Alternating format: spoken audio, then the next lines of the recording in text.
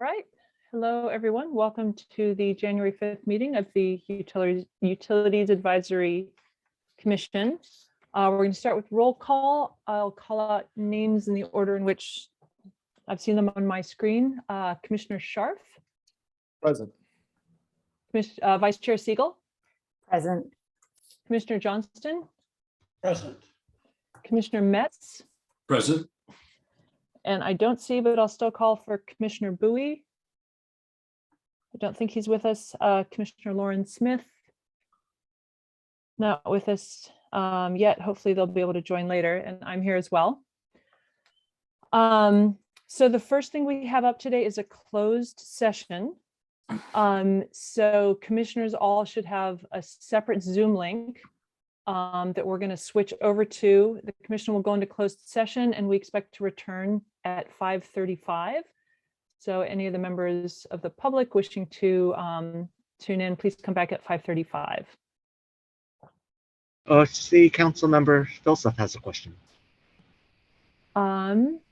Great, go ahead. I don't see him, but go ahead, Councilmember Philseth. There, I see him. Thanks. Can Tabitha send me the link for the meeting? Sure, certainly. Thank you. For the closed session, right? And for the open session. I don't even see myself on this one. Okay, we'll take care of that. Sorry about that. Thank you. Great. All right. We'll see everybody back soon. Thank you.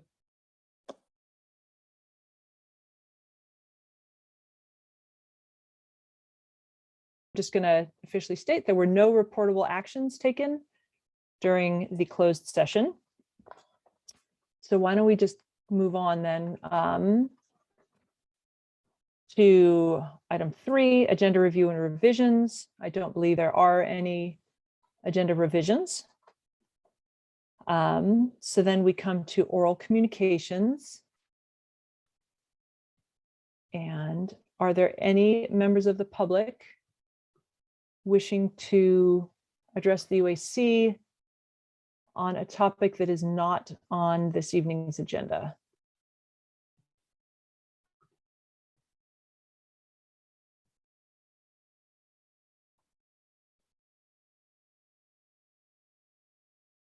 Dave Yuen, you usually have a way of addressing the public. Sorry, I stepped away for a second. It's quite all right. We're all just getting back into it here. If anyone from the public would like to speak, please raise your hand. I don't see any hands raised. All right. Okay, then we turn to approving the minutes from last month.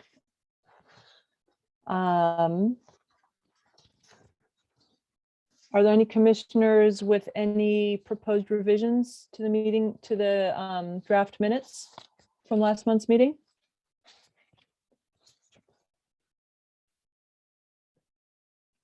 And if not, does anybody want to move to approve the minutes? I'll move to approve the minutes of the December 1 meeting. Second. Right, do we have a second? Thank you, Commissioner Metz. And there's Commissioner Smith. We're just in the middle of, I'm about to call roll on approving the minutes from last month. Commissioner Scharf. Yes. Vice Chair Siegel. Approved. Commissioner Johnston. Approved. Commissioner Metz. Approved. Commissioner Smith. Approve. And I approve as well. All right. All right, then let's see. I don't believe we have any unfinished business from last time. So that takes us to the Utilities Director report. Director Great. Batchelor. Thanks, Chair Fussell. Evening, Commissioners. Real quick, I'll be brief in some of my comments. We ended the year 2021 with our refrigerator recycling program. We were able to get some grant funding through the Bay Area Air Quality Management District. And we were able to get about 400 refrigerator freezers that we were able to give some rebates towards. It saved us 2,000 metric tons of greenhouse gas emissions where we avoided proper disposal of those utilities. So We will try to again, get some more grant funding for this 22 year. And we're in the process of looking into that as well. A little bit of just update on the hydroelectric. As everybody's aware, water year is off to a very strong start. We're starting to see large volumes of rain in October and December timeframe. Northern and Central California, we're about 60% above average at this time. However, the reservoir levels remain still low. We're seeing that 30 to 40% full at this period of time, where their averages would normally be between 50 and 75%. So we will see resources are projecting to produce around 330 gigawatt hours of hydro, which is about 40% of our total load. And we're going to be 31% below the long-term range as of today. So keep our fingers crossed that we will start seeing some more rain. I saw it on the news last night that Oroville Reservoir, for the first time in months, started back generating water. The water levels at Oroville were so low that they couldn't generate any power at all. So it's good to see that the levels in Oroville are starting to come up quite well. Just around the water supply update, our drought monitors show the Bay Area and neighborhoods have moved out of the exceptional drought into the extreme or severe drought. Preliminary showing San Francisco Regional Water System shows a total system storage of January 2nd, about 75% capacity, and the long-term medium total system storage around 76%. If you remember back in November the 23rd, I talked about that the SFPUC declared a water shortage emergency, and they called for that 10% system-wide reduction. We in Palo Alto were able to maintain that 10% of our 1920 year volume. And then on January the 4th, the State Water Resource Board adopted drought emergency regulations to reduce the California urban water waste. We, Palo Altos, already have included most of those water provisions in our permit water restrictions. And we'll modify the Palo Alto water shortage contingency plan to incorporate some of these other new requirements that will be coming here shortly. The last thing I wanted to talk about is that I talked briefly about this, didn't have a whole lot of details back then, but the California Arranged Payment Program. So in response to the COVID-19, the state established this California Arranged Payment Program, CAP, CAPP, to help qualified energy utility customers to reduce past energy bills. The CAP dedicated about $1 billion in Federal American Resource Plan Act funding. And utility customers don't have to apply for this. So none of our customers needed to apply for this. The energy utilities had to apply for this on the behalf of the customers who incurred past dues past 60 days during the period of March the 4th, 2020 through June 15th, 2021. Utilities then applied the assistance to the CAP. And so we, as the city, did not have any discretion on how we went about dispersing these funds. This was set up by the state. They talked about how they wanted this covered. There's 4 priorities. The first is that activated residents, customers with past bills that are at risk for disconnection, active resident customers with past due balances. The 4th one is inactive residential customers with past due. We have no customers that are in that category at all. So there are no fundings going to that. And the last is the commercial customers with past due balances. We identified about 1.3 million in qualifying electric and natural gas arrangement counts. And however, the program exceeded the available budget through all of the utilities in California. And so we are going to see about $736,000 for our gas and for our electric. And the way that that breaks down is about 487,000 to the electric accounts and about 249,000 to the gas accounts. We are planning on going to the council on January the 10th to pass this. Once the council will adopt these dollars to come in, then we'll start awarding the funds back out to the customer base. The customer base in priority number 4, the commercials, they get about 49% of those dollars. So about 51% are spread to category priority 1 and 2, which will take care of most of the balances in those areas. So we'll see what happens when we go to council on the 10th. I'm sure that the council will pass this through graciously to accept these funds from the state. And then at that point, our customer service folks have already looked at what customers have qualified for this balances, and then we will go ahead and put monies towards that.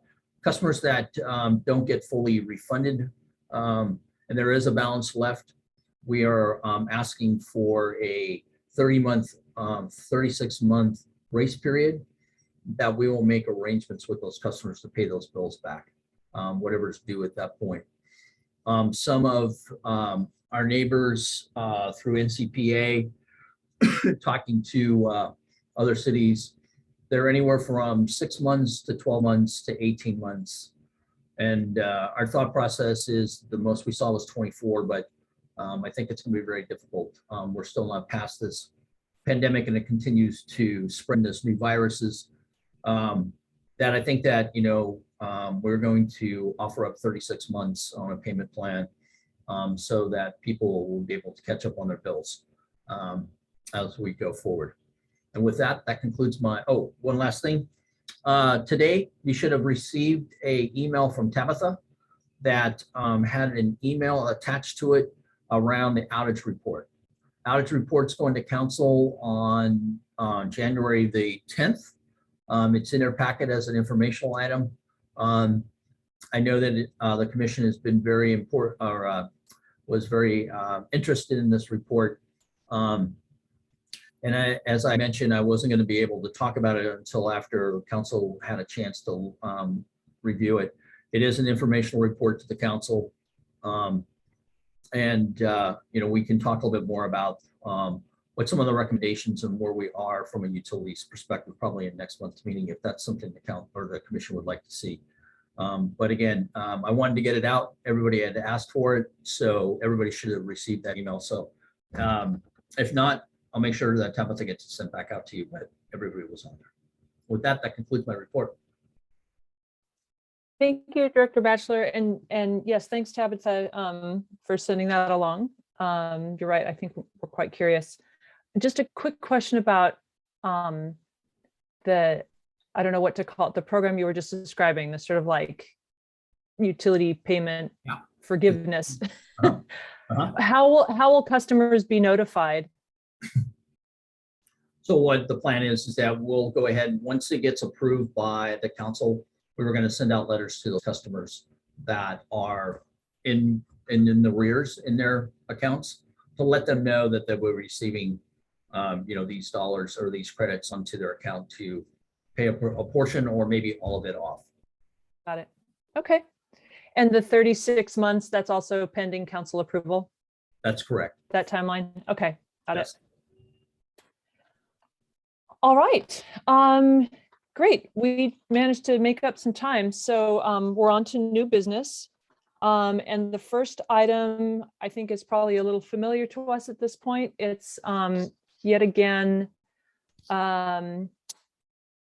an action item to adopt a resolution authorizing the use of teleconferencing for our next committee meeting, our next commission meeting. We're going to be doing this every 30 days until we're back in person. So I don't know. Oh, first of all, is there any public comment on this item? Is there anyone from the public who would like to speak on this item regarding the teleconferencing? No hands are raised. All right. Commissioners, is there any discussion? And if not, would anybody like to make a motion? I'll move approval. All right. Second. All right. Thank you. So a motion and a second, and I assume that is to adopt the resolution as written in our packets to meet by teleconference next month. Very good. Director Batchelor. did you want to say something? Real quick, thank you. Just to let all the commissioners know that council had made made a decision this week, earlier part of the week, that they are going to be going on doing the same thing. They're going to be on video. They're going to continue their Zoom at this period of time. It was at a hybrid, but they decided now that at least to the end of this month. So I think the thing is, we're going to be in this same situation until we get some little bit more direction from the council at that point. And then also too, we'll take a look at where this COVID lease goes. And as Chair Purcell mentioned, that this might be the norm for a little bit of period of time, continuing on the Zoom meetings. Thank you. Yep, and I mean, I don't know, to me, it makes sense to take it month by month. That feels about as far as ahead as we can plan at this point. All right, well, I'll go ahead and do the roll call. Commissioner Scharf, Yes. Vice Chair Siegel, Yes. Commissioner Johnston, Yes. Commissioner Metz, Yes. Commissioner Smith, Yes. and I approve as well. So we will adopt the resolution and meet virtually next month in February. All right, and then our next item is the selection of a budget subcommittee, which I guess Commissioner Metz, you're the only new commissioner, but that wasn't part of our last budget cycle, but we usually have at least two commissioners and no more than 3 serve on a budget subcommittee to go a little bit deeper with staff outside of our regular monthly meetings to learn about and review the budget before it comes back to the full commission for additional discussion and action. Are there any either volunteers or nominations of others to serve on this year's budget subcommittee? I volunteer. Thank you very much. Commissioner Smith has volunteered himself. I'll volunteer. Excellent. All right, so we have 2, which is all we need. Okay. Sorry, Vice Chair Siegel, were you also interested in? Well, being- if you had a third, but that's fine. Oh, I think we have room for a third. Yeah. We Excellent. we just can't have we just This can't is have good a fun. We majority. love this. We love the budget subcommittee. Yes, All right. absolutely. All right, so we have a slate nominated: Commissioner Scharf, Commissioner Smith, and Vice Chair Siegel. It's an action item, so I believe we need to vote on this. So let's go ahead and do that. Commissioner Scharf, Yes. Vice Chair Siegel, Yes. Commissioner Johnston, Yes. Commissioner Metz, Yes. and Commissioner Smith. Yes, please. And I also approve this slate for the budget subcommittee. Excellent. Thank you, folks, for taking that on. Okay. Item number 4 is a discussion and update on permit processes for various energy technologies. We have a staff report. I think we might have a staff presentation, but first let's see if there are any members of the public that wish If to speak. any, sure. If anyone from the public would like to speak on this item regarding permit processes, please raise your hand. All right, Mr. Cole, I saw you raise your hand first, so the floor is yours. Right, and just as a reminder, we usually allow 3 minutes. Yes, thank you, UAC commissioners and staff, for this opportunity to speak to you this evening. I hope that you all received my comments both from last month when this item was postponed to this month, and this month I sent them out again as a reminder. At this point, I'm just seeking answers to those questions that I posed in my comments to Director Jonathan Layett and Chief Building Inspector George Hoyt, and to the Utility Director Dean Batchelor, and hoping to have a upfront, real answers, non-invasive to my posed questions, such that we have true transparency into the issues that we're trying to solve here, that we may seek solutions. And again, I am advocating for the Solar App Plus solution, and that I believe this will get us the fastest, in that it essentially takes away all plan check and then almost eliminates any personal bias from our overzealous, as described by planning director, inspector on inspections.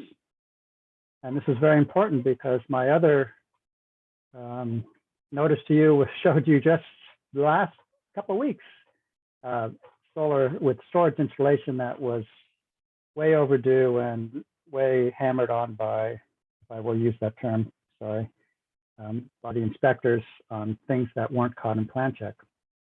And I would actually ask for the adoption of this Solar App Plus before any Palo Alto special changes are made, such that we can get familiar with it right away and then incorporate any changes that staff may be working on as they become available. Thank you for this opportunity to speak, and I certainly am would be grateful if I could get answers to those questions I posed. Thank you very much. Thank you, Mr. Colt. Are Okay, there our any other? Yep, go ahead. Yes. The next public speaker, please, Mr. Dolitz. Can you hear me? Yes, go ahead. Excellent.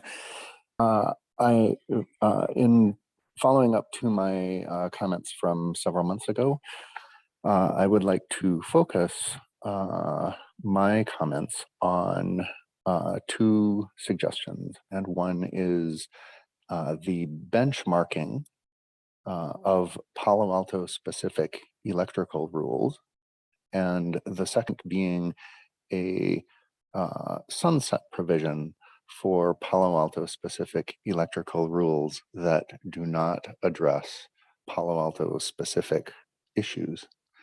I have some personal experience with with complex solar installations over the past 10 plus years in Palo Alto, and Palo Alto is very widely known for having very many rules that are specific and that generally practitioners do not believe are adding value, are increasing safety.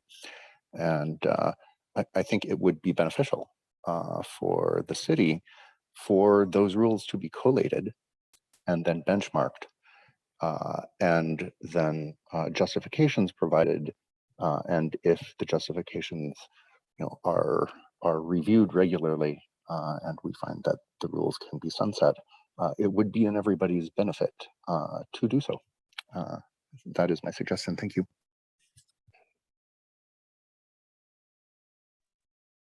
Thank you, Mr. Dulitz. Are there any other speakers? I'm sorry. Are there any other speakers who would like to speak on this topic? I do not see any more hands raised. All right, then let's move forward.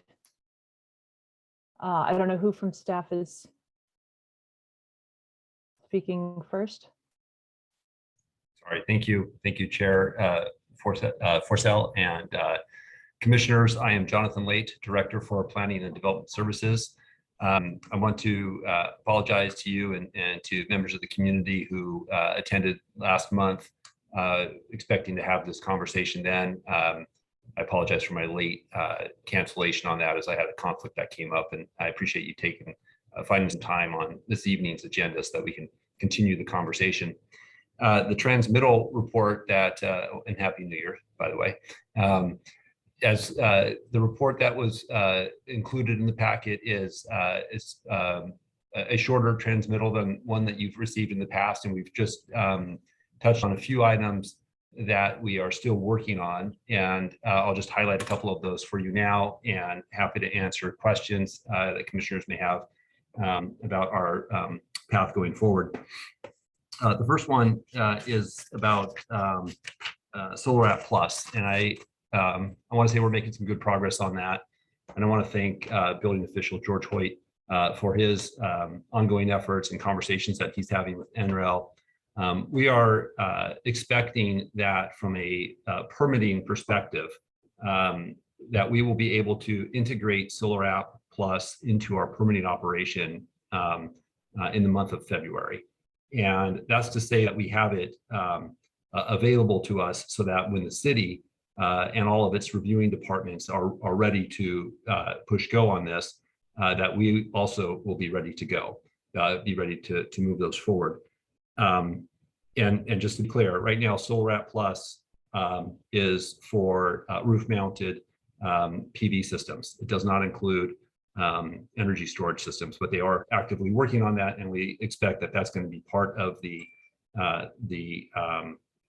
program in the near future. We're continuing to work with our our colleagues and other departments that are engaged in the development review process. And when we have support from each of those departments, we feel like we'll be able to move forward on using Solar App Plus. But from a operations standpoint, we'll be prepared. I should say, from a mechanical standpoint of being able to participate in that. The building, the planning and development services operation will be ready to do that as soon as February. Again, but we're not going to push go until all of our departments are ready to go. The staff report talks about checklists and customer service surveys. This is an area where we've lagged a little bit in moving that forward. So we're redoubling our efforts, and we hope to also have that ready to go in February. These are checklists that will make it easier for homeowners and contractors to know specifically what it is that we need to see on an application submittal. We will review those projects to that checklist, and then also the types of items that we're going to be looking for upon inspection. And so we think that's going to be another added measure of enhancement that will be clear as to what we need to move those applications forward. And we would expect that that would improve the timeline as well. And then lastly, the report touches on our electrification permit process, our performance. There was a request from Mr. Cole in oral communications, and then also in some written correspondence for another metric to be included in that. I have that data that I can share with the commission when it's appropriate to do so, Chair. But other than that, I am all in my comments there and happy to answer your questions. If you've got a slide with some additional information ready to go, why don't you go ahead and put that up? Okay, fair enough.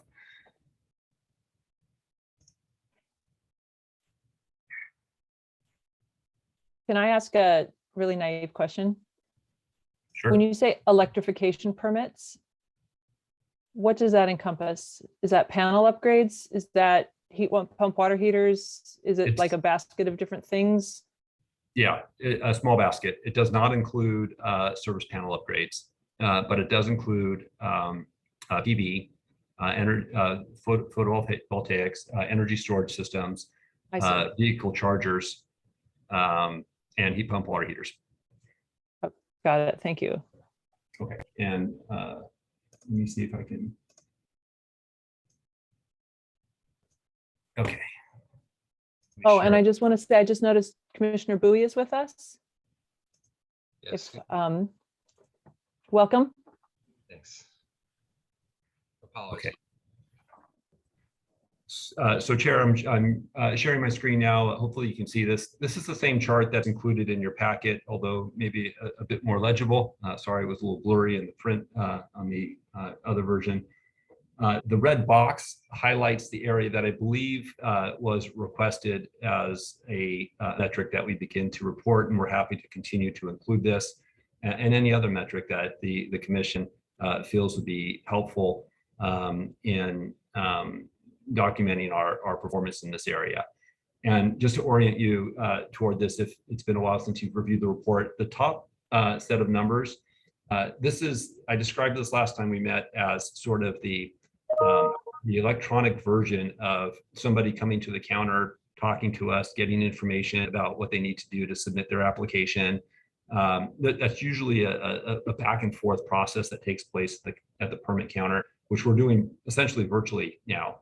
And so the pre-application there, and if you can almost between columns in the middle here, between in the shaded portion, it's the pre-application acceptance represents a period of time on the first column there, right? I should say the second column, which is the 15, 12, and 9. That's where we were between May 2020 and October 2020. And we took that same slice of time for 2021, that same period, to reflect our performance over that same period of time a year later. And so for this pre-application, we were able to accept projects more quickly. That is, when somebody filed their application, we were able to accept it and receive it and convert it into a building permit. And then that's the next sort of group of items there talks about how quickly we're doing it. And we use 7 days as sort of a measure there. And so we're making some improvements to turn those out more quickly within 7 days. The ones that drag on longer, again, it's a function of staff processing time and paying attention to our obligations, but it's also the quality of the application materials that come in too that could affect timelines here. So if we don't receive the materials that we need or the quality that we need to do the reviews, that could extend some of those processing times. The below numbers, the pre-application first response to applicant and building permit first response to applicant, that's the city staff time. That does not include the applicant, where the one above does include the applicant time. So this is just staff getting the application and giving responses to the applicant. And we've been fairly consistent with our pre-application phase, meaning somebody wants to submit an application, we get in touch with them within 3 days and provide feedback. And then I think the important one also is the building permit. How long after a building permit application has been accepted and received by the city does it take us to get comments back to an applicant? And this is getting closer to our permitting timelines that we've established for ourselves. The box numbers are the ones that I think have been asked for, which includes PV and energy storage systems. So let me pause there and see if you have any questions about that data.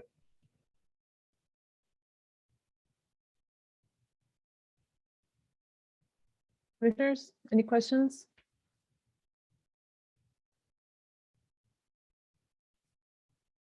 Looks like it's pretty clear. Okay, I'll stop sharing my screen. And happy to answer. And Tabitha, I can send that to you so you have that for the record as well.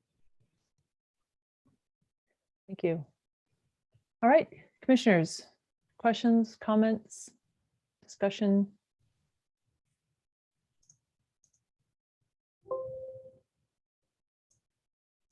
Commissioner Metz. Yes, thank you, Chair Porcel. Director Late, I wonder if you had considered, casting this as a quality problem.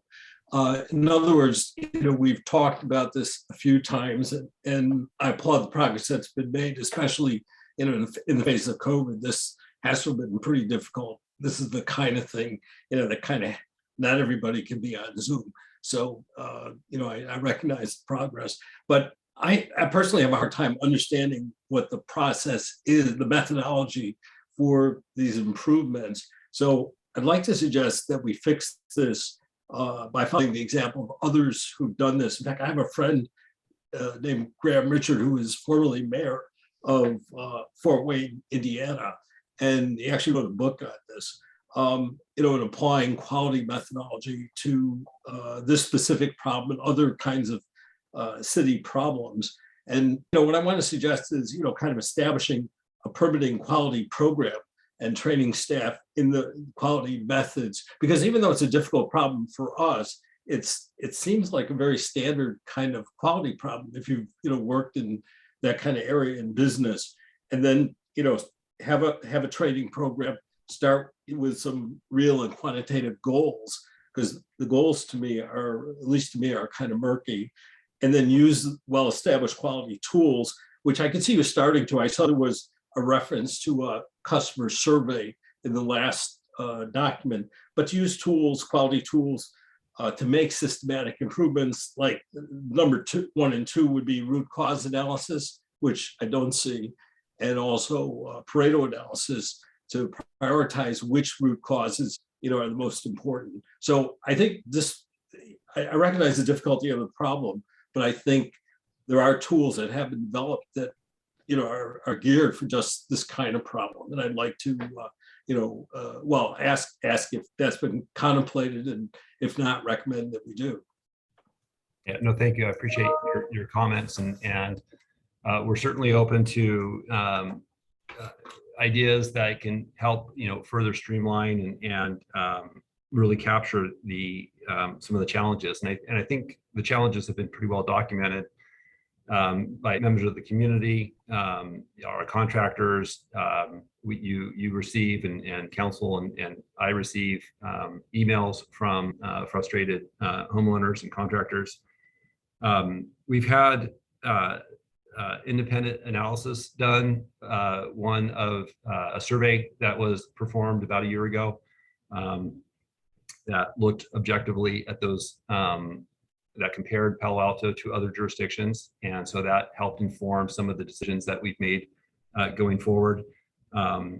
We do have quantitative goals in terms of our expected turnaround times when an application comes in, and we daily get a report to measure our performance to our specific timelines, whether it's an over-the-counter qualifying electrification permit, or an express permit, which is 14 days, or if it's a larger commercial operation. I think our turnaround time on that is 30 days. So we have and we also want to do, one inspection as well. So we're covering it from the intake through processing and the output. And so these are goals that we have, and just on the inspection goal, we are currently working with fire, and I believe I think we're there with fire, and we're working with utilities to have just one inspector go out for these roof-mounted systems, where before, the way it is now, and that we're hoping to change, is that you get a building inspector to come out, and you get the fire inspector to come out, and the utility inspector to come out, and we're all looking at different components of the same thing. And meanwhile, the contractor has to wait around, seemingly, any time during the day for folks to arrive. So we recognize that that's a burden to the contractor and an expense to the homeowner. So again, quantitatively, we're trying to get that down to one inspection. From a qualitative perspective, I do think some of this is going to come out, through our surveys, but it won't be exclusively through that. What we need to do really is, when we have our checklists and we've got all of our, we're running on all cylinders, we're going to need to demonstrate through our performance that we're meeting our targets, and we're not as difficult to work with as people have experienced in the past. I mean, that really is our goal, and some of that's just going to take time. And we have our folks who are supportive of our efforts, but are identifying a number of areas where we can continue to improve, and we need that feedback. And eventually, one of my qualitative goals is that David Cole is going to be one of our champions, promoting the work that we're doing. And we got a long way to go still before we get there. But that's my goal, is that we are going to get unburdened by this sort of baggage that we're carrying, and show through our performance that we've turned things around. And that is what George and Corwin, our inspection manager, and all of our fellow departments and utilities and fire, we're all working, daily for sure. And we have regular meetings to advance that. So I may not have got all the specific tools that you were referencing in this qualitative methodology analysis, but I feel like we've got a good body of work to that we're building on and that we're working from. I agree. Getting Mr. Cole on side would be an accomplishment.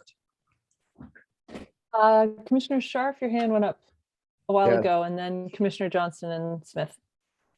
Thank you. And Commissioner Late, Director Late, thank you for that explanation. That was actually really helpful and heartening. I had a couple follow-up questions on that as well. So you indicated you're going to try and move to one inspection. Are you limiting this to solar, or is it, in other areas of utilities? Is it for people building ADUs?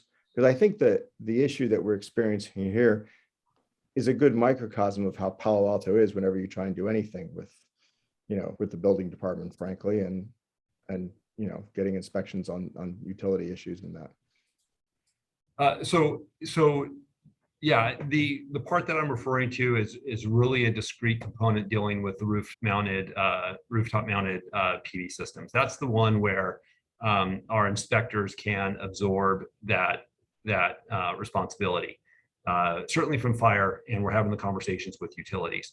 When we start getting into the energy storage systems, it starts, fire has a strong interest in still being a part of that for safety reasons, as we're still continuing to learn more about that. And utilities has its own discrete function relative to any utility service meter upgrades and that work. So our focus right now is on the roof mounted PV to get to that to be one inspection. Okay. So the roof mounted solar will still not be there for one inspection at the end of the day. That's not the plan. That is the plan. Roof mounted solar is the plan. The roof mounted solar that's not, so the photo vote. Okay, got it. Okay. It's the energy storage systems that begins to make it a little bit more complex, and our inspectors aren't trained to take on that responsibility. So in the staff report, I was a little curious because I didn't really understand it. When we said, as a full service city, Palo Alto needs to consider the implication of implementing solar app and the effects it may have on the city utility infrastructure.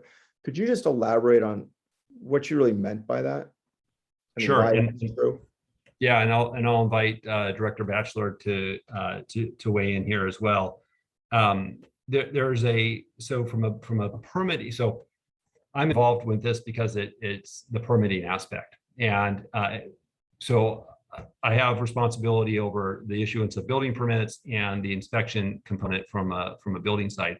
But we also rely on our other departments, including Palo Alto Utilities, to be engaged in that process.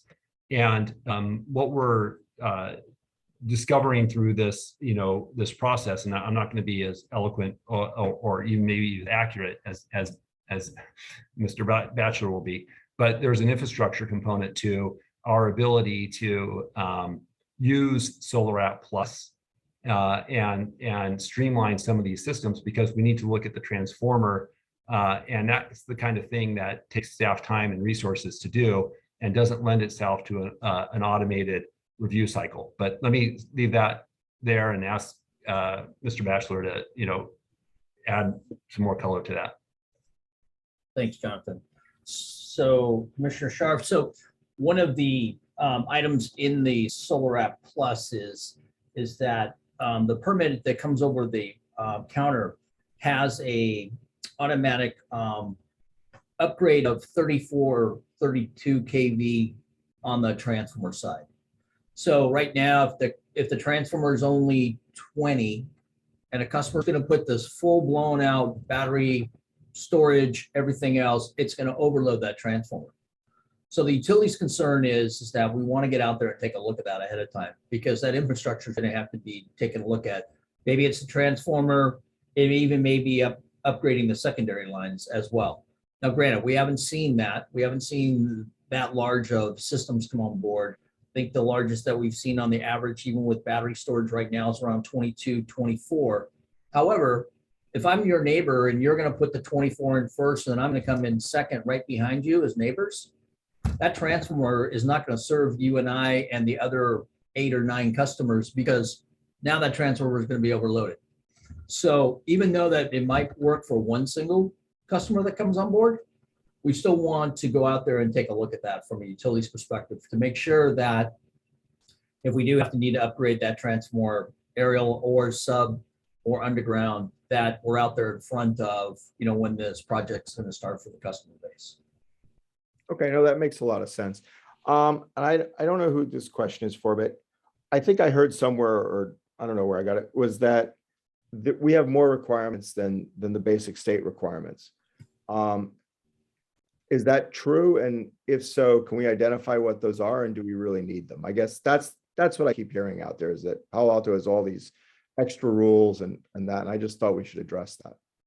Yeah, thank you. That's great. So I'll start and then ask anyone else on the city team if they have anything else that they want to add. There's a couple of components, and there's the fire and building codes that we have, and those are state mandated.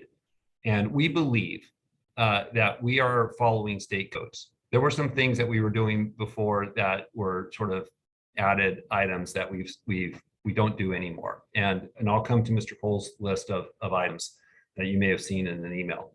And then there are utility requirements, which are governed by this, it's the city's own utility, so it's the city's rules. So and because, as you know, the surrounding jurisdictions have are supported by PG&E. And for a second, I had a flashback to Southern California Edison from my earlier days.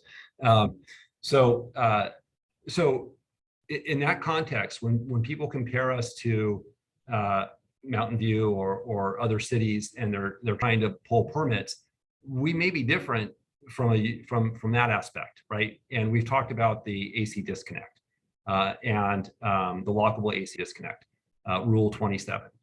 So those are some Palo Alto requirements that we have, but I have to let Dean and others speak to that. But from a fire and building code requirement, we believe that we are following state law, and where we are not, we're asking our contractors to share with us where they think we're not in compliance or consistent with that. So I have from email correspondence a bullet list of some things that were flagged, and so one of them, and I appreciate the clarity of these provisions. One is a torque test for all mechanical solar mounting equipment. This may have been something that we've done in the past, but and I'm going to ask Mr. George Hoyt to correct me if I say anything wrong. We do not do that anymore. And if a contractor is hearing that we are doing that, George and I need to know that. If an inspector is requiring that of a contractor, we need to know that. Okay, George's face came on, but not, we're good? Okay, still good. The second item was the torque test for all electrical connections. Now, this is one where this is a state law, as I understand it, it's a state law. And so we do that, but we do it on a spot check basis only. We pick a few areas and we spot check that. The other is the requirement for 2 ground rods. We do not require 2 ground rods. It's an option under state law. If somebody does not want to demonstrate that a single ground rod meets a certain requirement, they can opt to put a second ground rod, and we will accept that as satisfying the requirement. That is a provision of state law. We accept that. It doesn't have to be the only way to achieve compliance, but it's not a requirement that the city is not mandating two ground rods. The custom placards for PV systems, system layout. This is an area where the state law says that it's a requirement, and Sorry. And but the state law doesn't give a whole lot of parameters to how that can be achieved. And in the past and currently, actually, we're asking for a lot of information to be detailed. We specify a size, and we're getting a little too specific about that. We recognize that. We're having conversations. We believe that we're really close to having something that is more flexible and streamlined and not so prescriptive. So I believe we're going to make progress on the placard. And then the AC disconnect was the other one that's on this list. We've talked about that.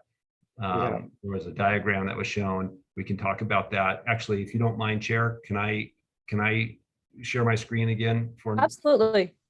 Yeah, and if you're also about to talk about whether it's one disconnect or multiple disconnects, I think that's been a point of confusion that would be great to clarify. Okay, great. Let me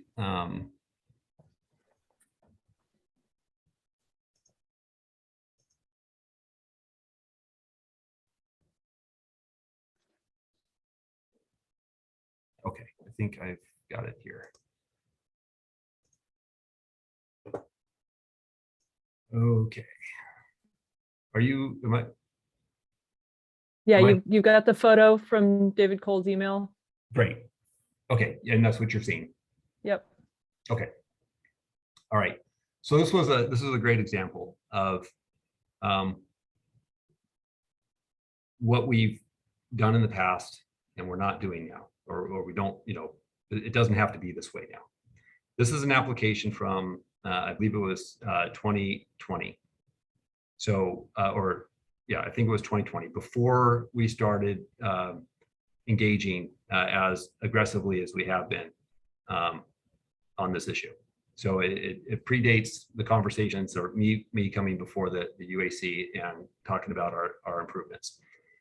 On this diagram, and again, I'm going to invite George to chime in if I've got something wrong here. But the first white box in the upper right is the inverter. The second white box is the gateway. And the large gray junction box in the middle pulls all that stuff together. You can see 4 disconnects off to the left of each of those systems. So here's one disconnect, here's another 3, 4. There's 4 of these.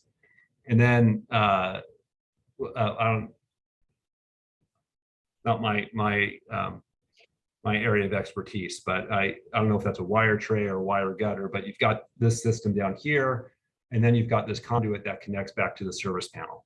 So today, if this application were to come before us, we would say, oh, and by the way, this embedded in this subpanel or this junction box here are disconnects that meet the fire and building code requirements. They do not meet Rule 22 requirements. And so if this application were to come before us today, we would suggest if you put a one way to use one AC disconnect is to put it between this, at this conduit before it comes into this tray, the wire tray here, wire gutter. One disconnect here would solve that. And George, I'm going to ask you to affirm that. Yes, that is correct, John, okay. in this particular diagram. And I will just add for clarity, the service entrance is off to the right around this corner. That's where the service meter is. And so these 4 disconnects that you see here are what we could call the Rule 27 disconnects for utilities that they require. They could have been accomplished by one disconnect that was sized properly, placed at that other location. And so part of the hurdle that we're trying to get past is contractors that are submitting projects, who have submitted projects before, are expecting that there's going to be this disconnect requirement off of all these different pieces of equipment. And so we're seeing plans even just come in with them already, even though today, because we've had these conversations and utilities and building and fire, we've all gotten together and talked about, and we have a diagram that we're, again, in February, we're going to be able to launch, post available, to show how you can do this with one with one disconnect. There was the other diagram or photo. John, I will just add really quick here before we get here. So the thing is, it's a lot cheaper for the applicant to put in these 4 disconnects versus 1 disconnect, because the larger disconnects are much more expensive. So that's something that, you know, it is, some of this is not all the decisions that the city can make. It is the discretion of the applicants and the contractors that are building it to find the most reasonable way to design something. So we can give recommendations, we can give suggestions, but at the end of the day, it's their call, and it's our obligation to just make sure what they design is code compliant and compliant with our regulations. Thank you, George. And then I'm going to go to the next picture. So these are energy storage systems, and you can see 3 disconnects shown in this diagram as well. And here again, my understanding, and George will correct me if I'm wrong. John, we can't see that. Sorry? We can't see that second picture. Oh, you don't see the Tesla one? No. Oh, it's because my screen share is paused for some reason. I don't.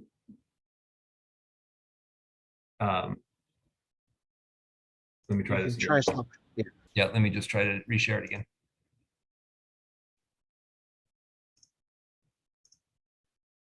Okay, here we go. Do you see it now? Yep. Okay. So this is, thanks, George. So these are energy storage systems, and you can see there's 3 disconnects here.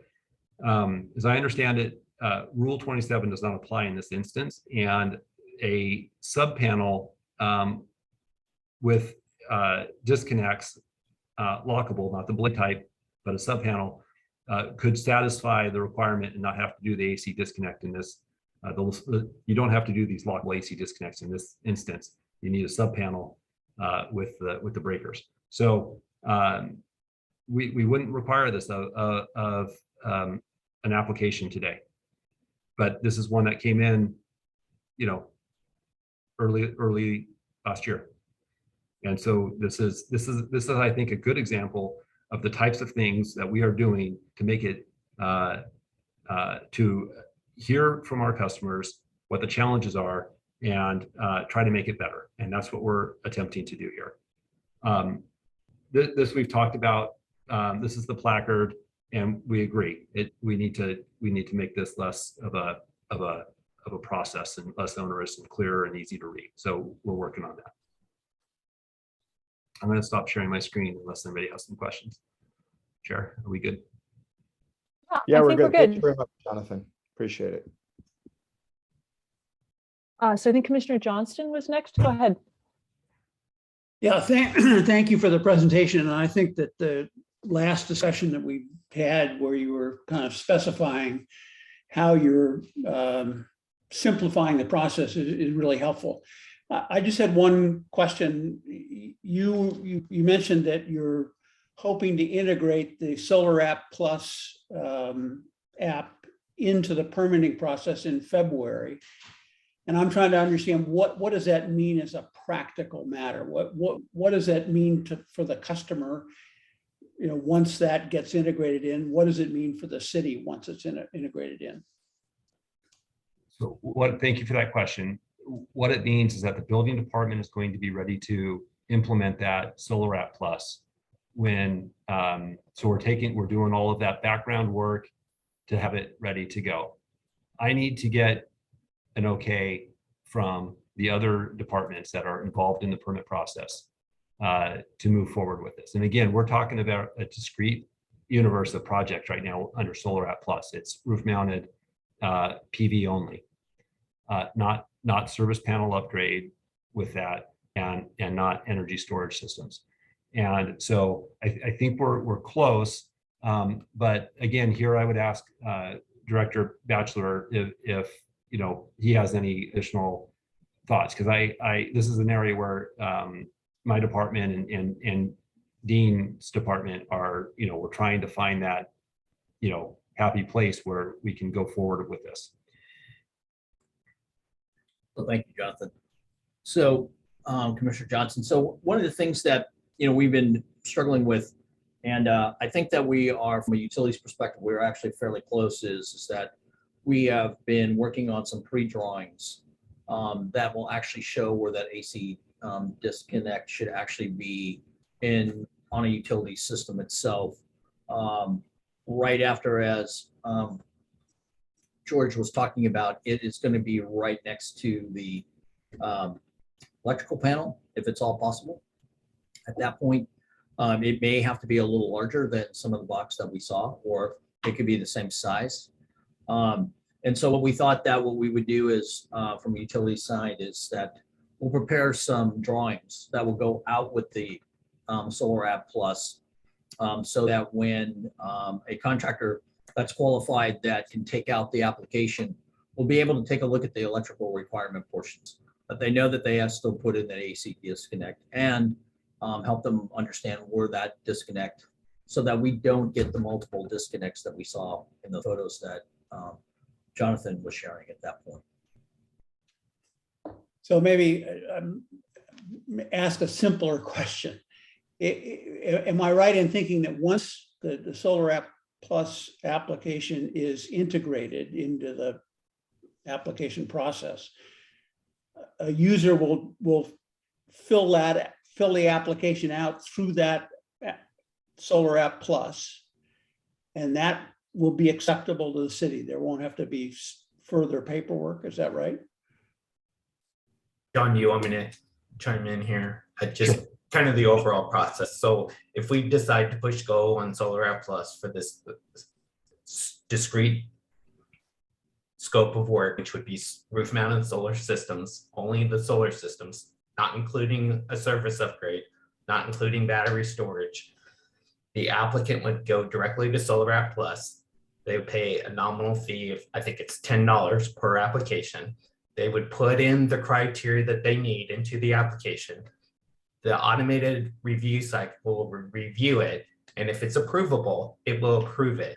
That approval process will be notified to the applicant, hey, your permit is approvable, and then it will be sent to us, and we will automatically issue them a building permit upon that issuance with these attachments that Mr. Batchelor had described, along with maybe a placard example. If a directory and placard is required, this is how you would install it. Solar App prints out some recommendations of inspection items that to look at. It also spells out the criteria of the system. So if the system is installed exactly like it was specified, and everything is installed per code and by the Rule 27 disconnect requirement, it would be approved. See, I mean, so that's how it would work. And so if there would be no review by other departments. Currently, these applications are reviewed by utilities. They go through a review cycle with utilities. Utilities will not have that opportunity to do that review cycle utilizing Solar App Plus. They'll be notified that, hey, building department has issued this PV project. And then utilities will take it from there. They will do their analysis and they'll inform the applicant, I'm assuming, and I'm speaking for Dean, so Dean can correct me if I'm wrong, but they wouldn't, in that particular case, they would inform the applicant, hey, look, we may need to look at a service upgrade or whatever the case is, if that may need to be done. But that's how the system would overall work. Hopefully that was helpful. Yeah, and maybe just to Commissioner Johnson, just to be clear, so we're doing everything on the back end to get all that ready to go. We can't push go on that until I have the green light from all of our reviewing departments that are engaged on this. Okay. All right. Yes, that's very helpful. Thank you. Commissioner Smith? Thank you, Chair. And thank you, Director Late, Director Batchelor, as well as Chief Building Official Hoyt. This has been a wonderful conversation, and I think all of us would agree it's timely. I have just some general thoughts, and as I read through this, I was thinking to myself some of the things that I go through on a regular basis, and your checklists are the first that come to mind. With respect to your checklist, are we talking 3 separate checklists, one per division, so one for utilities, one for building, and one for fire? Or is it It's all combined? integrated. Okay. One Is there a checklist reason per why it's department. integrated versus one per department? Just to have everything all together in one place.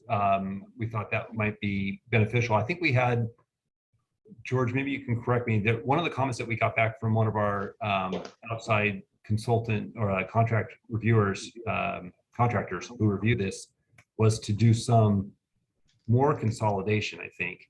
Yeah, so currently, Commissioner Smith and John, our checklist that we're looking at, that we're developing, we have a submittal checklist. Here are your requirements for a successful submission. Then we have an internal plan review checklist. These are the key items that we look at during our plan review cycle of things that we need to do. Currently, we're developing a list that has all the review department's comments in those particular lists. And then we have a third guideline that's the inspection requirements. And we have that all in those lists. What the industry expert or industry person who reviewed it, his recommendation was, instead of having 3 lists, one for submittal, one for review, one for inspection, could you consolidate them all into one large list so that we just have the overall list? We know this is the submittal phase, we know this is the review phase, and we know this is the inspection phase. The concern with having multiple checklists is updating them regularly, getting the different departments to update them regularly, having them all available to the applicant in one source would be, I think, challenging as well. So that was the logic behind it. Understood. The reason why I asked that question is, and Utilities Director Batchelor did a great job of explaining why the Utilities Department has an issue with respect to storage. It occurs to me that it's possible that some of the confusion and the frustration that we've seen and read via emails over the last, 6 months to a year, is maybe a lack of clarification or a lack of understanding as to what specific department is actually having the concern. Like Dean's concern about a transformer, a local resident has no idea that there's a transformer on the corner. None whatsoever, let alone what might be next door. They don't have Dean's perspective. And I think that's key to this discussion, is that storage is great. And from the perspective of electrification and resiliency, it's probably a good thing that residences take up. And some of our community are heavily involved in tech, and they literally cannot go down. So they're required to have backup in their homes just for their own work.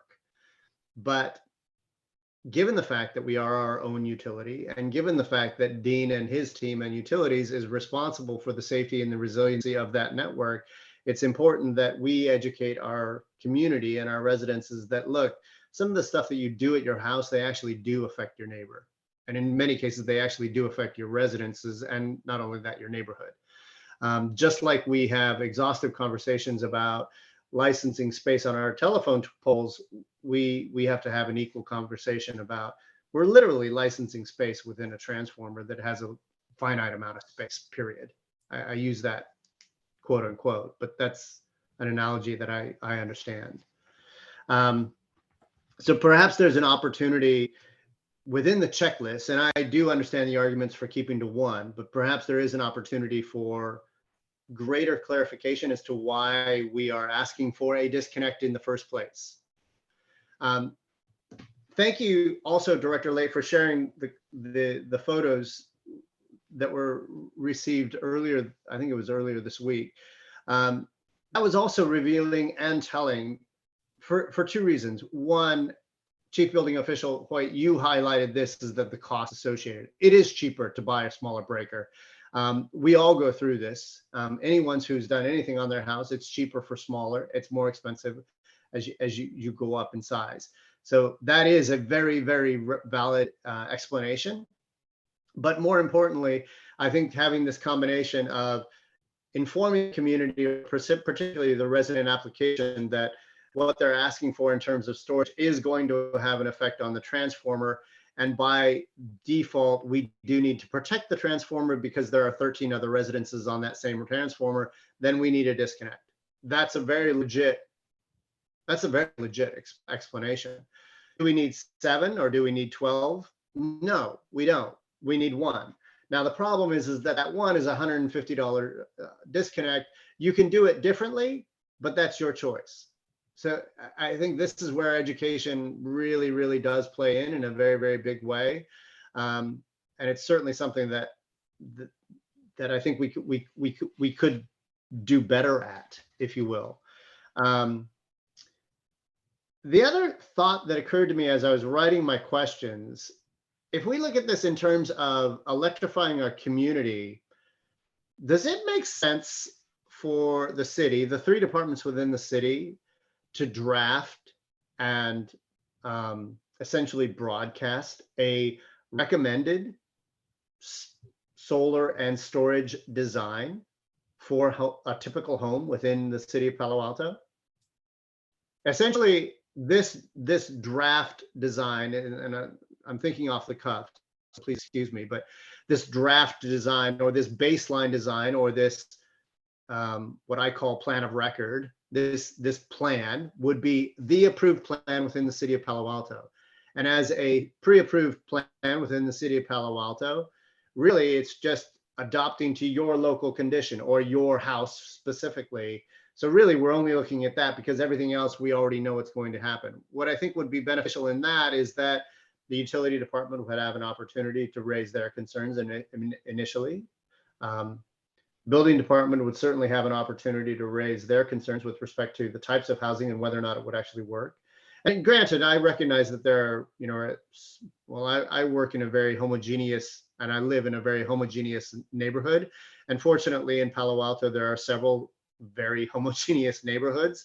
So it's pretty easy in my neighborhood. I know it's not as easy in other neighborhoods. So I recognize that there are many, many different types of homes. But the reality is, from a technical or even a one-line perspective that would show the disconnect, show the photovoltaic, and show the storage, I think that would be immeasurably helpful from an education perspective. Just a thought. No, I appreciate your comments, Commissioner Smith, and I do think there is a component of sharing the knowledge as to why we do some of the things that we do, and just in a sequence sort of framework, I'm putting that toward the end of our process because I feel like we got to get our house in order first before we start showing folks how, before we start educating. I mean, we got to educate ourselves and get our stuff in line. But I think once we've got all that stuff dialed in, part of another component that I'm not sure if I mentioned it in the staff report is the website. There's so much more that we need to do on the website to present the information to homeowners and contractors and really tailor it to those different users. And I think there is a great opportunity to capitalize on many of the suggestions that you said, to really explain and give some context and background as to why we're asking for these things. For those who are interested and want to learn more about it, and that might be some of the homeowners who are, why do I have to do this? Well, here's why you have to do this, or this is why it's important to us, why it's important to you, or why we think it would be important to you. So I think there's some really good opportunities there with our website, and we do plan on putting some line drawings and other illustrations to show how to accomplish some of the things that to get them done in a more efficient way. Great, thank you. My last comment is back to Utilities Director Batchelor, and it's actually directly a comment back to what Director Late had just said about placing education or placing the design planning, if you will, at the tail end of the planning. And I reflect back to the conversations that we've had with respect to our desires for fiber to the home and why this particular commission has been so insistent on getting education out in front of the community because they don't know. And in order for us to be successful from a fiber to the home rollout perspective, it's really important that we educate our community and provide them the necessary details, or else they just won't go for it. And it's understandable. It's a black box. It's still a black box to me, and I've been working in it for 20 years. And I think that's what's so incredibly important. But I think that is equally, going back to this and going full circle here, I think that is an equal opportunity for this particular team of 3 departments. Certainly when it comes to photovoltaics and electrification in our residences. Thank you. Right.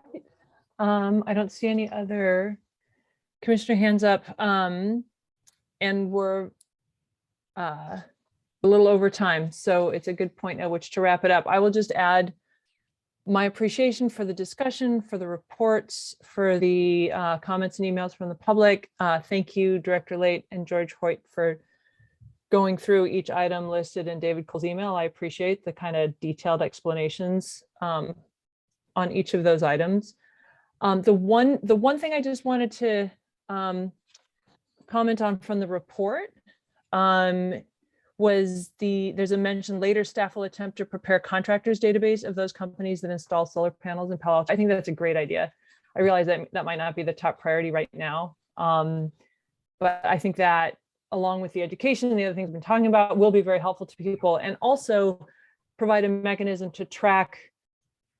There's this notion that contractors are fleeing Palo Alto, and it's hard to quantify it. Is that just a couple of anecdotes, or is that like really this massive flight from the city? And if we had such a database, it would both be very useful to those wanting to install these systems, and also be a way to keep track of if that's happening, or if the inverse, if the database grows longer, that'll be a good sign. So with that, I think we can consider this topic done. Thank you very much. Appreciate the discussion, everybody. Appreciate the reports. Why don't we go ahead and take a short break, and then we'll come back for our final, I think it's 2 items. Well, our final 2 business items, and finish out the meeting. So by my clock, it's 7:10. Why don't we take a 10-minute break and reconvene at 7:20? See you all back in 10 minutes. Thank you very much.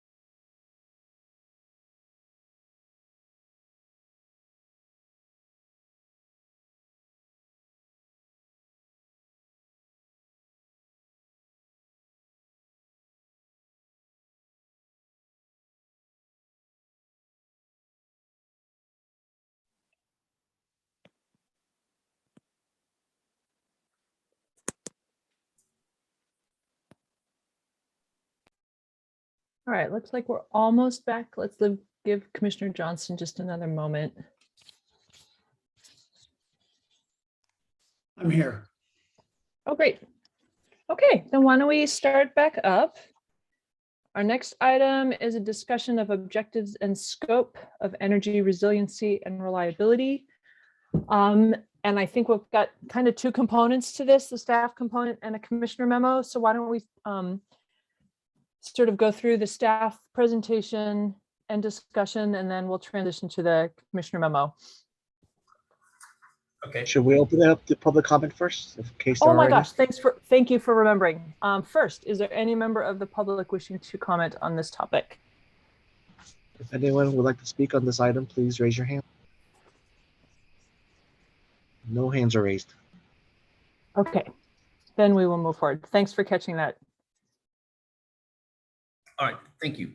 So Commissioner Metz has been talking a little bit about for some time now about the energy resiliency during emergencies. And so staff, or Jonathan Avichan and I tasked Lena Perkins, our senior resource planner, to work with Commissioner Metz on this. So I'm going to go ahead and turn it over to Lena to start the presentation, or to talk a little bit about the report, and then I think that we'll go over the colleagues memo at that point. So with that, Lena. Thank you, Dean. And can you hear me? Okay. Okay, great.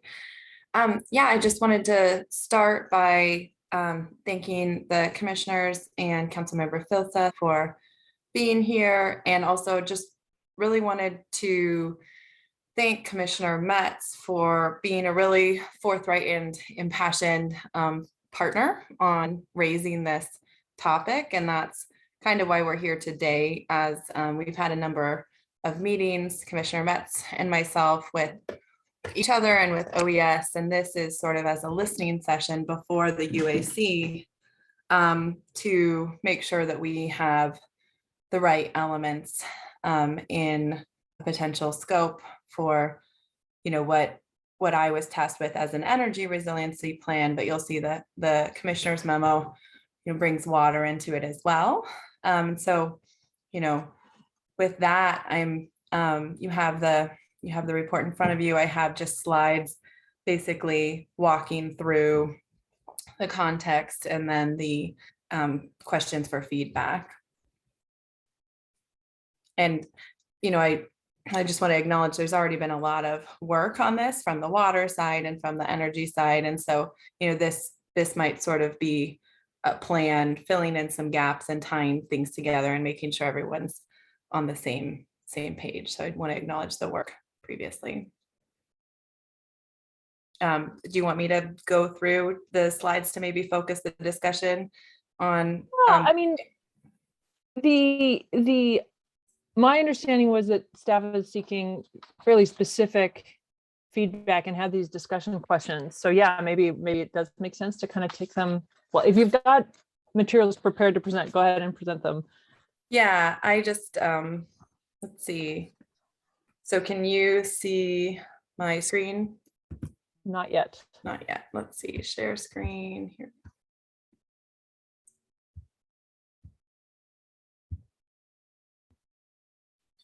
There we How go. about now? Okay.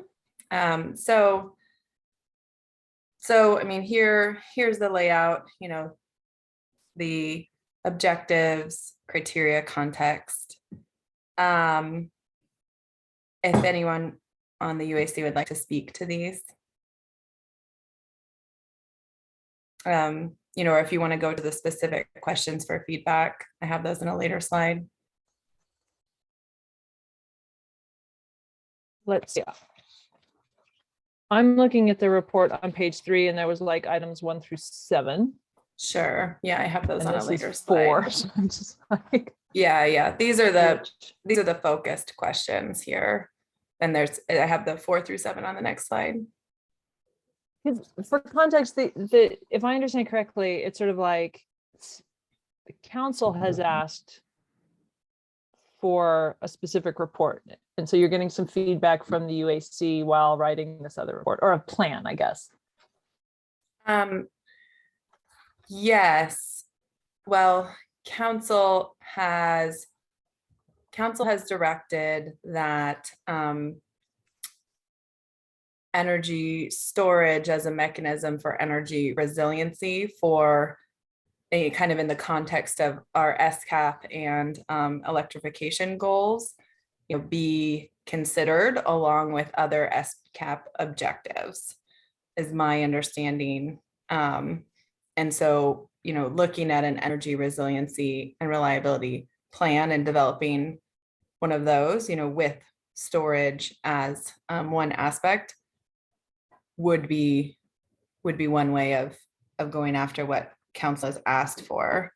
The SCAP ad hoc subcommittee could also weigh in on this, as it will compete with resources currently with other SCAP objectives.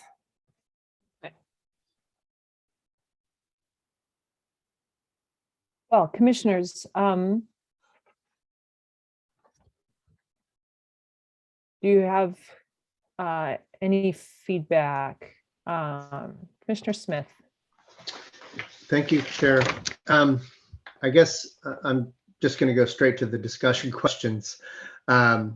Specifically, question number 3, does the UAC have feedback regarding the evaluation criteria under consideration and described as follows: planning level cost, typical reliability, availability in different disasters, resiliency across disasters, co-benefits with electricity portfolio, et cetera. And as I thought about this, I was thinking, is there a method, or would it be worthwhile to stack rank our options, and we would stack rank them in such a way where there's an assigned percentage likelihood and a assigned percentage impact? And then, do you know what I'm saying? So the percentage likelihood is high, percentage impact is low. Well, one counters the other, and the percentage impact is less than 2% of our entire electrical network. I'm not going to bother, but percentage impact is actually 50% of our entire network, and the percentage likelihood is 95%. Well, it's actually kind of important, and maybe we should take a look at it. And maybe as we use that stack rank as an opportunity to target our efforts, because as I read through these discussion questions, and particularly this one in particular, we can go very, very broad, very, very quickly, and lose focused effort, to your point earlier.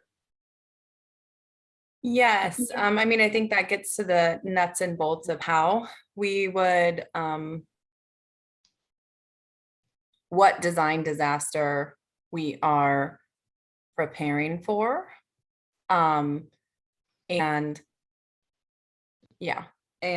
that the resources that the UAC and council feel like devoting to those. So it's sort of like creating a menu of insurance plans, and then UAC and council choosing which insurance plan, beyond the current insurance plan that we have. Right. So, your point is well taken in terms of impact and severity. And it's definitely, yes, it's likely that something like that would be used in the actual study and design disaster sort of that we're looking to mitigate. Okay, thank you.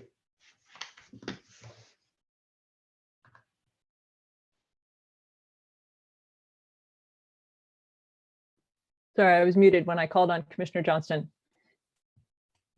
Okay, thank you. I want to thank Commissioners Metz and Bowie for their memo, which I thought was really helpful to focus, at least it helped me focus on some of the issues, and particularly planning for a worst case of 1 to 2 weeks with no outside electricity or water. That's got my attention, and I think it's valuable to keep that in mind. If that's what the Office of Emergency Services is saying we should be planning for, then the utilities department has to be thinking about that as well. So I appreciate the memo to focus our attention. I had one question on your possible question for feedback at number 6. Maybe if we could go to the next slide.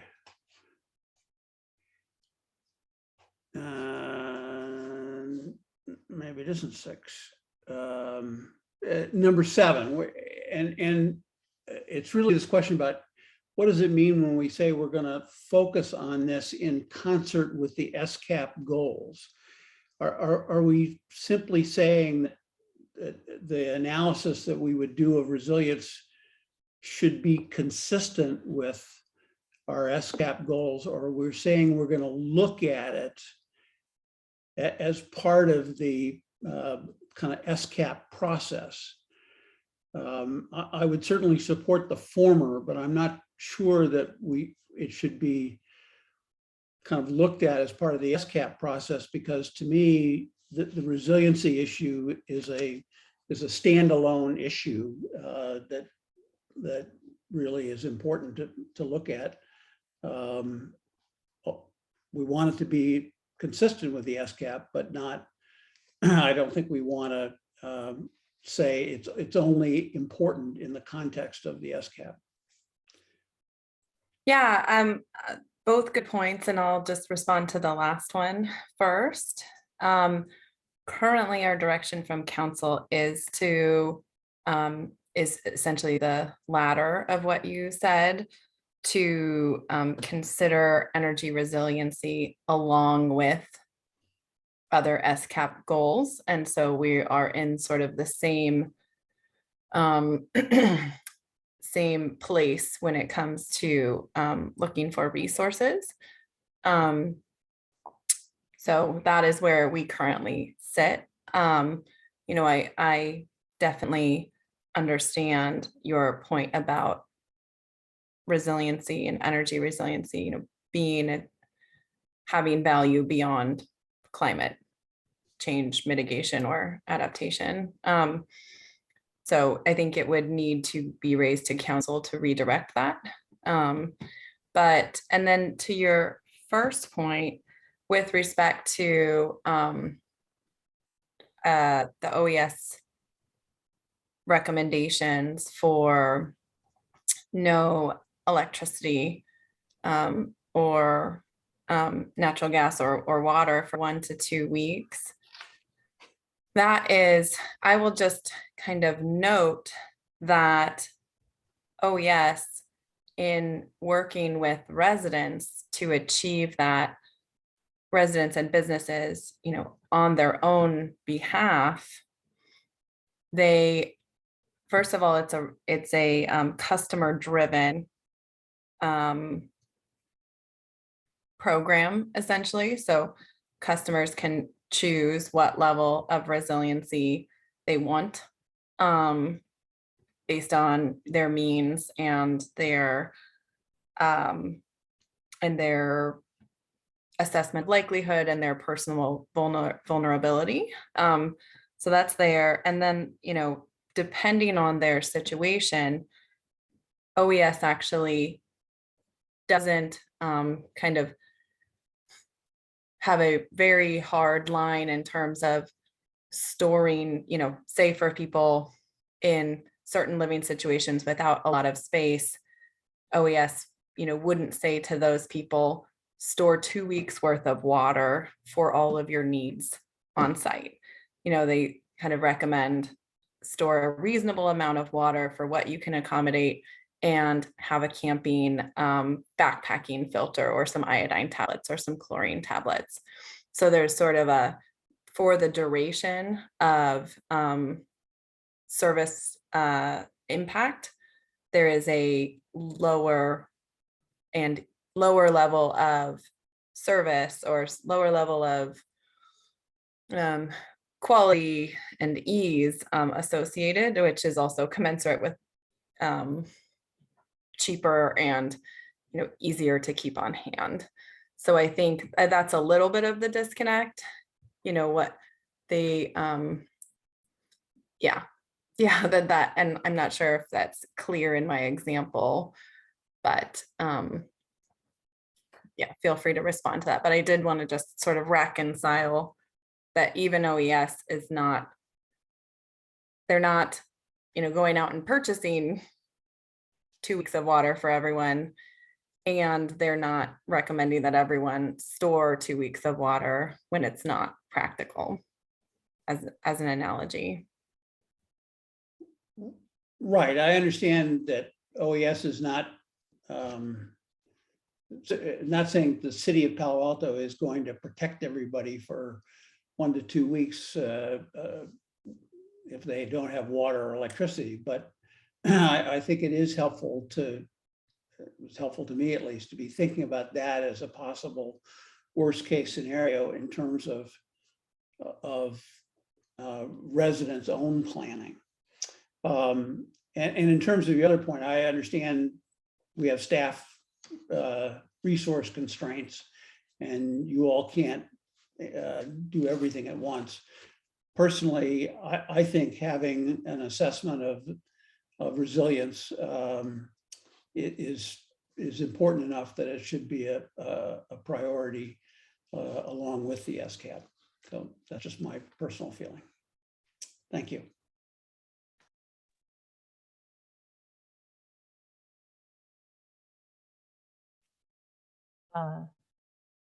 Commissioner Metz?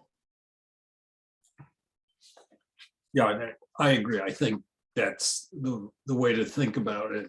I think my main comment, well, I guess the first thing is I'd just like to thank Director Batchelor. I know everybody is overwhelmed, so I really do appreciate, his staff. We had a great discussion with large staff, and of course, Lena and worked with Ken Duker, did the heavy lifting and, multiple meetings. So I especially appreciate that. I think my main comment is, well, first of all, yes, in terms of resilience and doing the things that are listed here.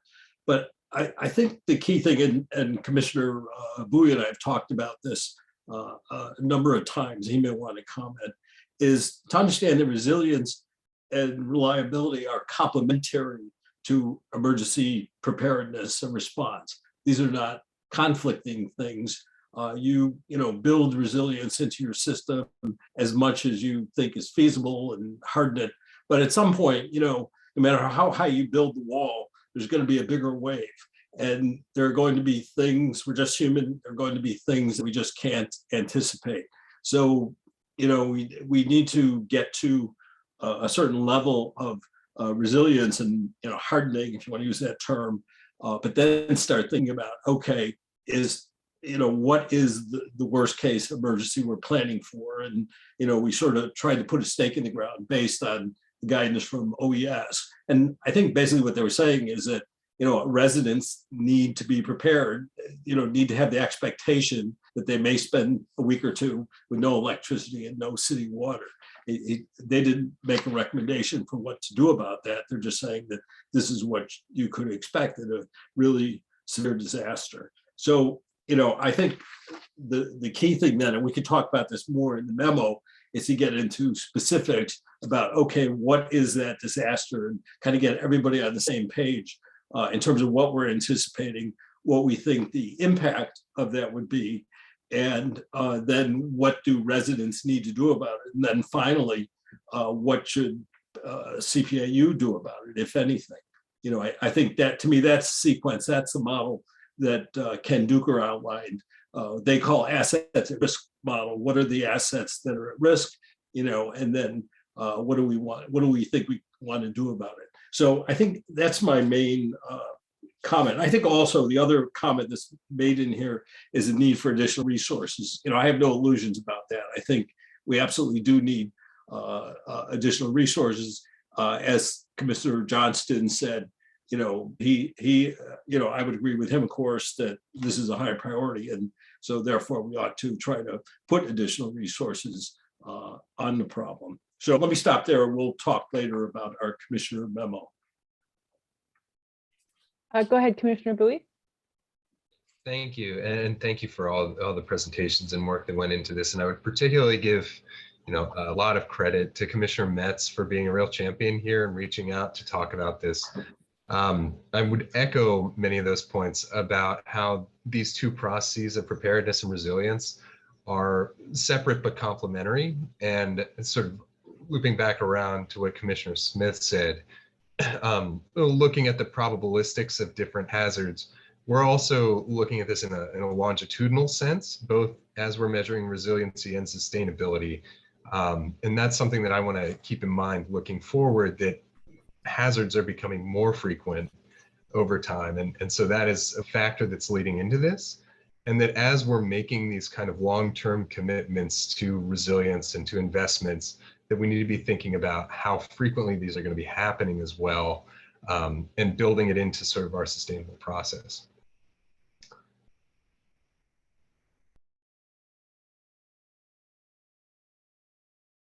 Vice Chair Siegel.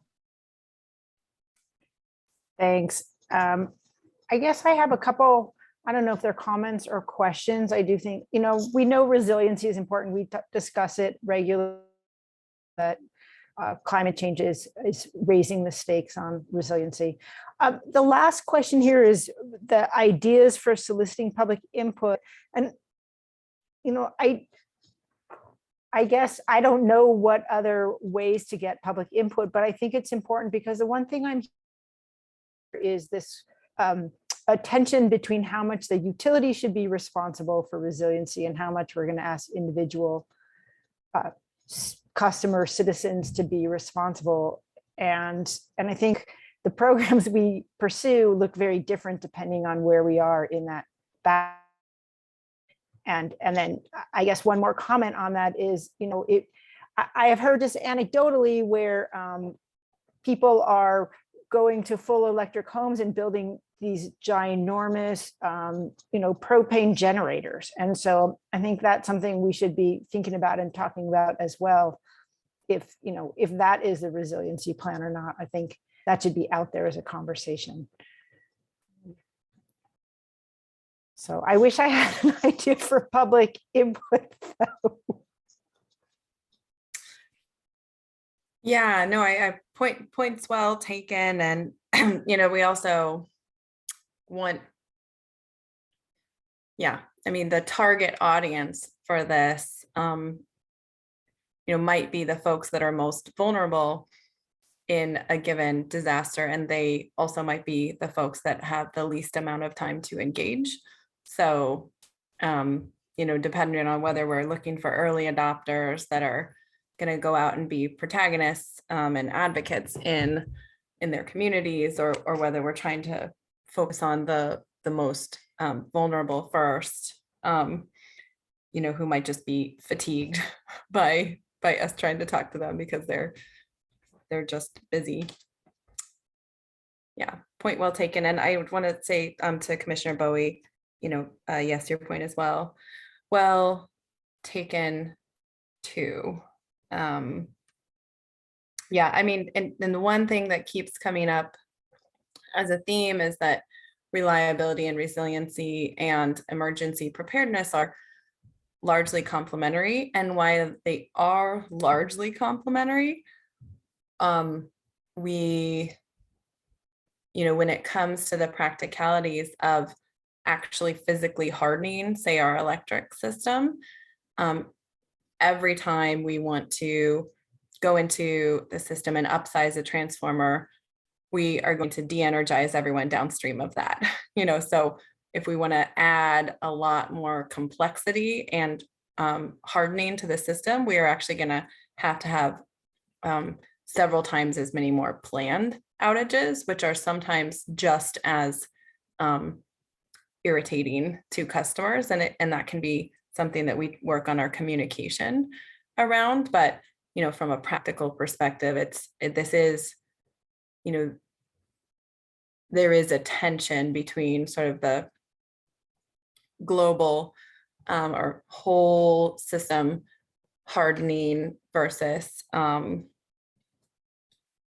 small targeted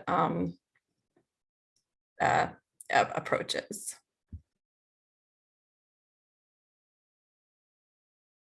Commissioner Bowie? Yes, I wanted to visit the topic of how to solicit input from the public as well. And thinking about groups that we reach out to, it seems as though groups with the ability to implement their own resilience are probably a good group to reach out to first, mainly because the groups that cannot are going to be in need of response, right? That's sort of my thought, is that the groups later that are going, if we can take people out of the response pool by having resilience internally, so people who, the single family homes are probably a better target, I think, than multifamily homes, mainly because multifamily homes have limited space. They cannot upgrade their systems in a way that's independent. And so they're probably going to be the first to come for support in the event of a disaster. So I would sort of lean towards that process of reaching out towards groups that have the means to make changes first, and sort of get that education underway and get those processes underway, so that in the event of a disaster, resources can be kind of spread about in ways that make sense towards people that couldn't help themselves. Yeah, and just to clarify that, am I hearing, that targeting educational resources towards the early adopter, single family folks with enough financial means to implement their own, say, energy storage or resiliency backup? Am I hearing that correctly? I think that also would line up with some of what we talked about earlier with creating kind of better permitting processes, that we're already going to be in a process of reaching out to groups that can do this. So I do think in some ways that kind of, I don't know whether it is a financial measure or something, to reach out to people that can help implement on their own.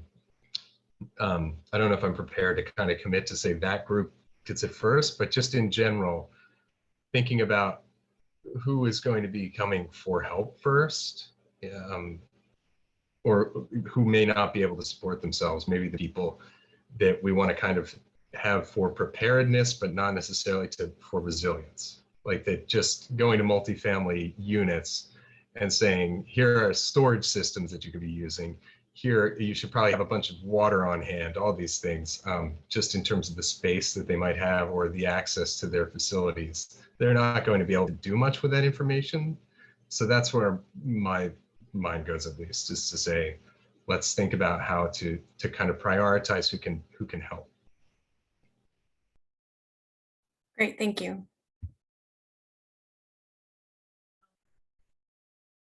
I don't see any more hands up, so I'll share some thoughts. I have to confess, I'm pretty confused actually about, feels like we're lumping a lot of things in with some under the banner of resiliency and reliability. And I just want to make sure, going back to focus, that like the focus of the utilities staff and the utilities commission is on the utilities role.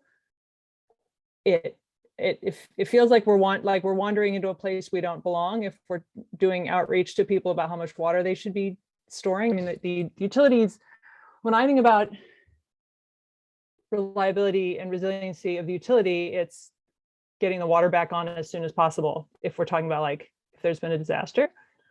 And so, the appropriate focus is on, or the electricity, or is it programs, whatever, technology programs, supply portfolio that get the utility back up and running as a utility.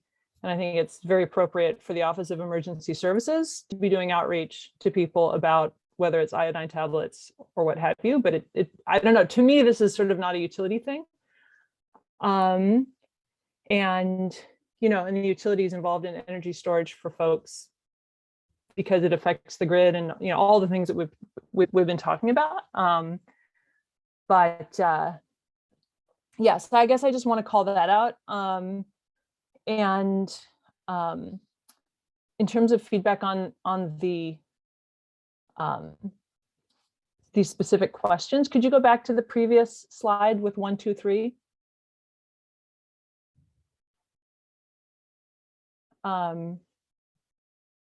Right. when you say, is this the right goal? My only feedback on that goal is that the sentences that follows is really hard to parse. So if it's part of a report, I would edit for clarity. But if it's like, should the utility be exploring options to increase resiliency in disasters, where two of those things could be programs and energy supply options. To me, that sounds about right. And in particularly, it's not customer outreach of what they can do individually. And number two, I am wondering, like, changes in climate, I think we all are on board with that. And natural disasters we're all talking about. I got very confused when it was like energy resiliency due to political conditions and economics and regulations. If we're looking to focus,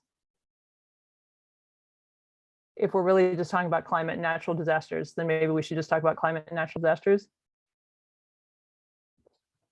Yeah, I mean, man-made disasters would be something like a cyber attack. Sure. And so Okay, yeah, maybe that instead of yeah, political conditions and economics would be my feedback.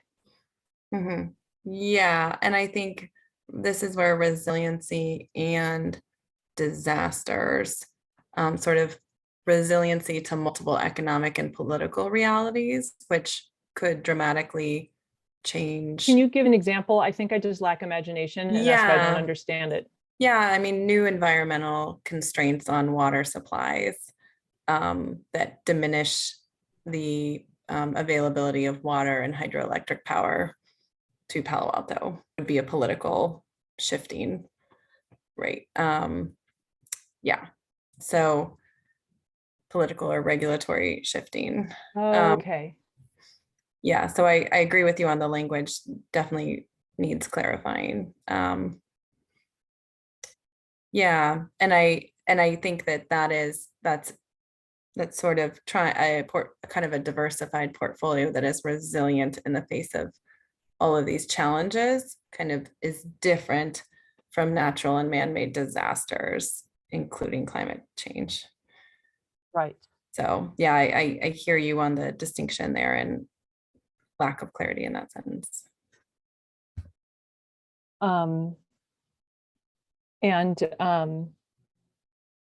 Yeah, and we already talked about the sort of evaluation criteria. And that's where I don't, there was already some good feedback. The only thing I would add to think about is if there's an appropriate way to include sort of levels of service, or sort of how much is enough. If there's just been a huge disaster of some kind, is a level of service for people to expect to get as much water and power as they always have, or is there some sort of reduced service level that should be the goal? You know, that if it hits a different price point or a different, you know, level of feasibility, then maybe that's sort of one lens to look at it, through which one could look at it. Yeah, thank you for that. I think that's a very on point comment. So those were my thoughts so far, but I feel like we should transition to talking about, unless there are other commissioners who want to weigh in, we should give Commissioners Bowie and Metz a chance to show some slides that they prepared as well. Yeah, and I will just note that one outcome of today's discussion is one possible outcome is a fairly focused and minimal plan that fills in a few gaps and does a few high level assessments. And I think, you know, we want to focus that work as much as possible on what we hear here. But, you know, without substantial additional resources, that's probably all that's in the cards.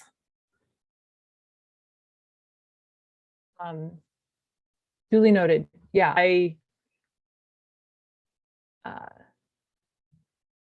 yeah.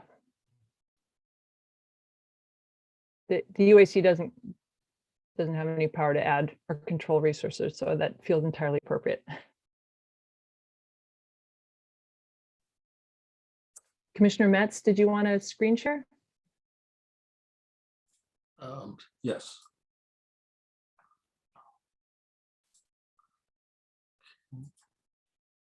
Okay. Is that visible? Yeah. Okay, great. So let's just dive in. And the question here, and I think this is on point to Chair Forcell's comment. What, if any, initiative might make sense for CPAU to provide minimal energy and water for neighborhood level emergency preparedness in an emergency. My personal view is that the utility is in the business of providing electricity and water, and this is a time when we're going to want it more than ever. So it seems like that's an important thing. So anyway, for our initiative, we've set as a specific goal to save lives and enable residents to remain in their homes. There was, in discussion with Director Duker of OES, is very clear that keeping people in their homes is really, really important.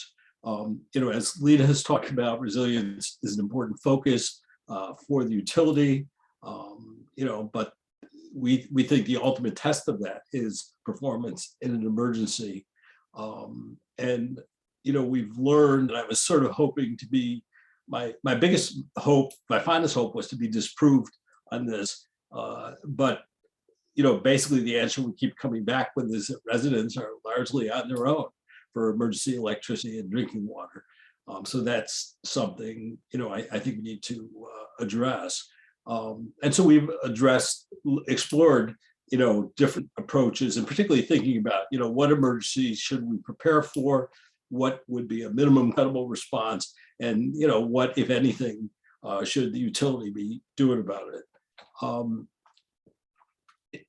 In terms of what we learned through these discussions, meetings, as Lita talked about a bit, there are different flavors of emergencies: natural, like earthquakes; technical, man-made, sort of things that we've talked about here a few times. I think one thing we learned from OES is this, concern that residents need to be largely on their own for quite some time. And at least I heard in previous UAC discussions that utility planning was somewhat different from the expectation that most people would have electricity after 72 hours. So I think it's really important to get everybody on the same page on that question. And Lena especially has pointed out the concern that she expressed, the multifamily residents, have residents in multifamily buildings have bigger challenges. So, and again, everybody has noted that everybody is shorthanded to deal with this. In terms of recommended action, we recommend a few things. One, if there's a gap, and there's been some discussion about that, to reconcile, the planning, and then follow this, asset at risk model that the OES folks use, which is, what is a design emergency? If it happened, what is the impact, and what preparation do folks need? And then the question, Chair Forcell raised is, what, if anything, is the role that the utility should play in helping them to do that? Our thinking is the way to address this would be, item 2 here, to look at with OES, and it is a very cross-functional kind of problem, cross-department problem. What are some possibilities for the utility's role, especially for electricity and water, and then from those options recommend what role the utility should play. And we also recognize there's time dimension. Looking at it right now from the, say, photovoltaic system, storage, whatever that happens to be available in the city right now, but then longer term. And we talked, talking with Lena and her group, a bunch of other options that are expressed in more detail in the memo, that resources that may be available. We talked about electric buses and all various things that could be mobilized to help, ameliorate the problem. So I think that's it. Commissioner Bowie may want to make some comments as well. I kind of went through that quickly, but it would, happy to discuss with anyone. Oh, and I'll stop sharing. Yes, I'll pick up. Thank you, Commissioner Metz. I would just sort of continue back with some of the points that we were saying before in the presentation, just that these are complementary processes, and I'm very excited at what Dr. Perkins has put together in the reports and how complementary it can be with the memo that Commissioner Metz and I put together, particularly towards the end of our recommendations, looking at how we can be looking at future technologies and how these things might work together in concert to sort of address future hazards that might emerge, and just things that have not quite cropped up, multi-hazard events and things of that sort. But with that, just thank you very much for the opportunity to present tonight. And thank you very much to Commissioner Metz for really being a leader on this.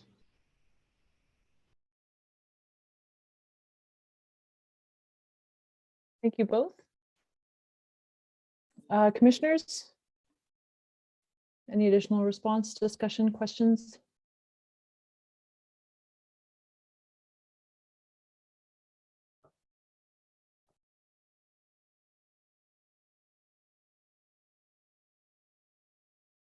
Right. I guess do you have a definition of, or maybe not a definition, but examples of neighborhood level preparedness and response? Like what kinds of things, if you're describing a process that would get to an end goal, what would be an example of like the kinds of things that would be proposed in the end that are considered neighborhood level? I think that's what I'm struggling with and understanding. Sort of like, I understand individuals preparing, I understand utility hardening the system. Yeah. I don't understand what a neighborhood level initiative would be. Well, let me perhaps try to provide a few examples, without going into the future, just looking at what's, pretty much available today. An example would be, say 1 in 5 homes with a, photovoltaic system with storage, something like that, just enough to, power refrigerators so people could store medicine and not have to leave their homes. So enough electricity so people could charge their cell phones and stay in touch. And maybe, one thing Lena had pointed out, if there was not city water, I mean, we do have groundwater, but probably has to be purified and obviously has to be pumped. So with small amounts of electricity, perhaps you can, pump enough water to have water to drink and, and purify it using camping kind of equipment. So I would say that's something that would be not very pleasant, but, keep people alive and keep them in their houses. Okay. So it would be sort of the city playing some kind of a role in coordinating neighbors to get this spread of 1 in 5 with a PV and storage to be able to supply their neighbors, or maybe just maintaining a database of who has it and who's willing to share or something like that. Yeah, that's my personal view, that something like that. I think, if you look at Clean Coalition had an approach that, they were hawking sort of with sort of 3 levels of electricity, which, were, absolute cannot fail, which is, I think, what I just described, must have, absolute must have refrigeration for your insulin, say. The second tier, which is, high likelihood that you would pay a premium for, that is almost always there. And the third is, regular electricity that's pretty reliable, but, there are a few hours a year when you're just not going to have it. They think about it that way. I think one important ingredient is if the first box is, okay, what is the minimum? And that I try to describe what it is in my thinking. But then the second thing is, how do you get there? And when you start, I think it changes the discussion about local energy resources, particularly local renewables, and especially about storage, because storage in the everyday world of electricity maybe it's just too expensive. It's really just for people who are well off and feel like doing it.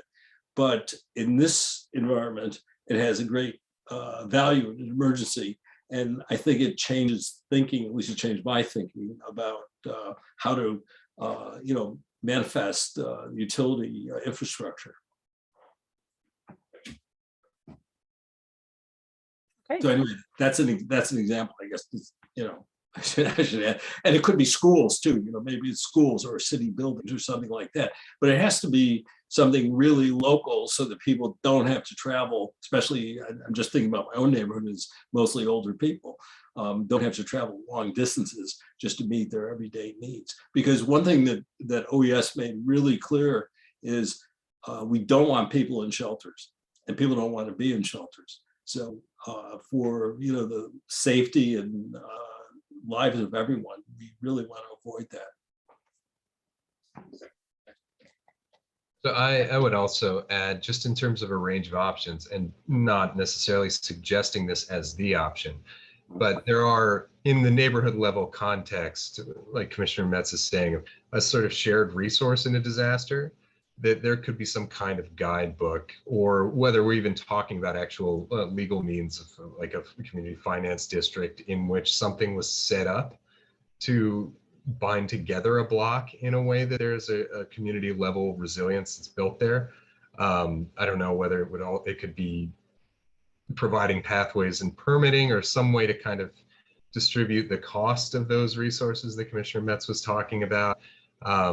It is perhaps complicated to see the role of the utility in that, but how we could potentially provide guidance that would shape that, in addition to the way that we're talking about resilience at large, to say there's a benefit here, and here are these pathways in which communities could work together in a way that's sustainable, not sustainable in the environmental sense, but sustainable in a long-term financial sense of purchasing resilience from one another. Those are just some options that are there. They may be too complicated. Is this the kind of thing that the Cool Blocks program used to do? I'm thinking, remember the Cool Blocks program? I was working on the Eco Block program in Oakland. A proposal with CEC, and it proved to be a pretty complicated legal thicket to get together community owners that way, but a coalition of the willing could do that sort of neighborhood level project that could create some resilience. Homeowners may be reluctant to enter into like kind of HOA style agreements with one another for resilience, but I think Cool Blocks was something here in Palo Alto, and I think it was voluntary, and I think it included emergency preparedness as well as sustainability in its activities. Might be something for you two to look into. Sounds great. Commissioner Johnston. Well, I know a little bit about the Cool Block process. It really was focused more on sustainability than on emergency preparedness. There's a separate group of emergency volunteers, also kind of neighborhood based, that was focused on emergency preparedness. So slightly different, or some overlap in the focus, but there's somewhat different. But both depended on neighbors coming together and agreeing on certain goals. Feels like that's what we're after. Yeah, that was my understanding of Cool Block as well, that it was more focused on sustainability. And actually, kind of the way I got into this was what Commissioner Johnston was talking about. I'm a low-level emergency services volunteer, and just walking around and seeing the problems that people have in preparing for an emergency, you just kind of realize that these are the real issues that they face. Chair Forcell, if I may just volunteer one item. Yeah, and just in terms of seeing the utilities role in this and kind of clear messaging of, why would my utility be talking to me about iodine tablets? I think that, you know what, in our discussions with Ken Duker from OES, you know, he forwarded something from one of the local CCAs, which was kind of, so that's a load serving provider and electric utility, and just amplifying the message of emergency preparedness during winter storms. And that's, so and your personal home resiliency. And they were piggybacking their battery storage incentive and photovoltaic incentive, you know, on that as an example. And so, you know, I think because OES was cut, staff was cut by 33% in the latest round of staff cuts, you know, we want to be a partner, and that's one of the benefits of being a utility and a city is, you know, people don't look at us like PG&E, you know, they do want us to care a little bit more about if things are broken. And so we can, you know, and that's something where potentially our bill inserts or, you know, other messaging campaigns could be leveraged. And, you know, it's a fine line to walk because we do provide reliable services and we want to, you know, reassure people that we intend to keep providing reliable services. But in the events of these, you know, black swan events, you know, we want to help people understand their options as well. Right, right.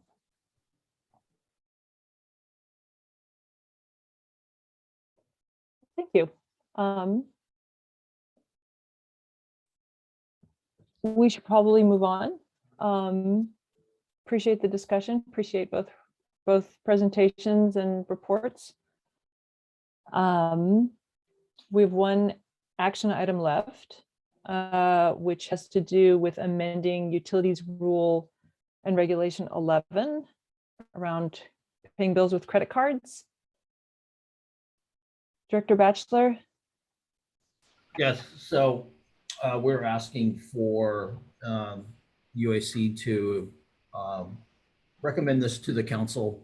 I'm going to have Dave Yen, our strategy business manager, talk about this real quick. We have a short presentation to talk about and what these impacts have been causing us on these credit card recovery portions. So with that, I'm going to go ahead and just turn it over to Dave real quick. And actually, and Dave, I forgot yet again to ask for public comment. So can we do that first? Of course, I was going to do that. If anyone from the public would like to speak about this change in rules and reg number 11, please raise your hand. No hands are raised. So let me share the presentation.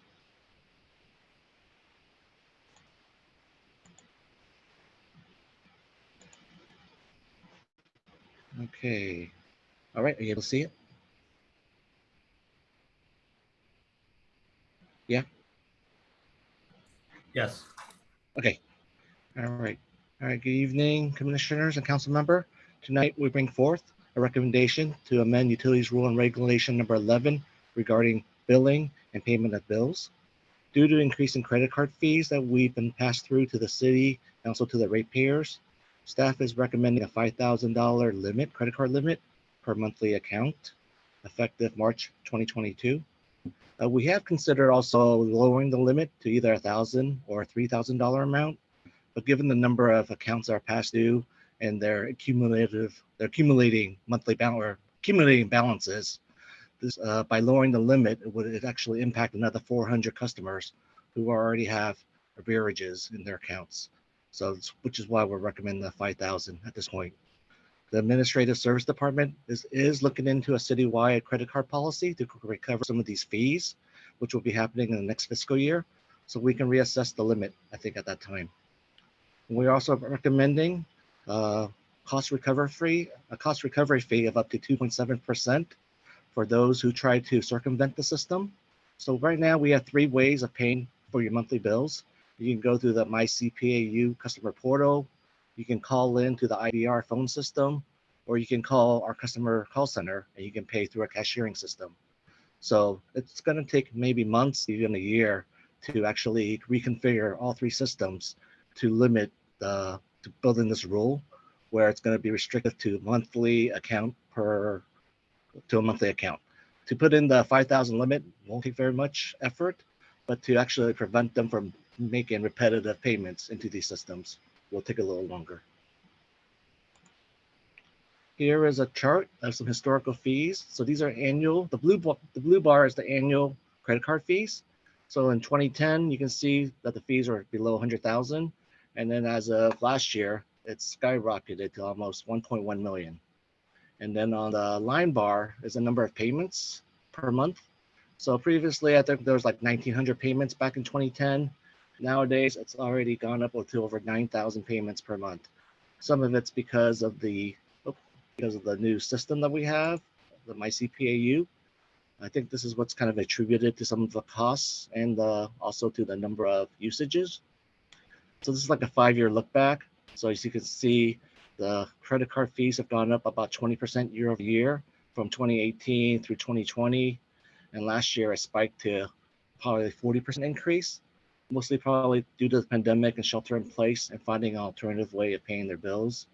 And then same with that trend is still continuing this year. Even in 2022 so far, just halfway in the year, we've noticed that the number of credit card payments have gone up almost 1,700. As of right now, year to date, I think the number of fees is about 500,000. So we're still on pace to that $1 million mark if we did nothing. Even though there is a cost to accepting credit cards, we think there are also benefits that goes back to the community, the customers, and also the utilities. It is considered better customer service and more convenience.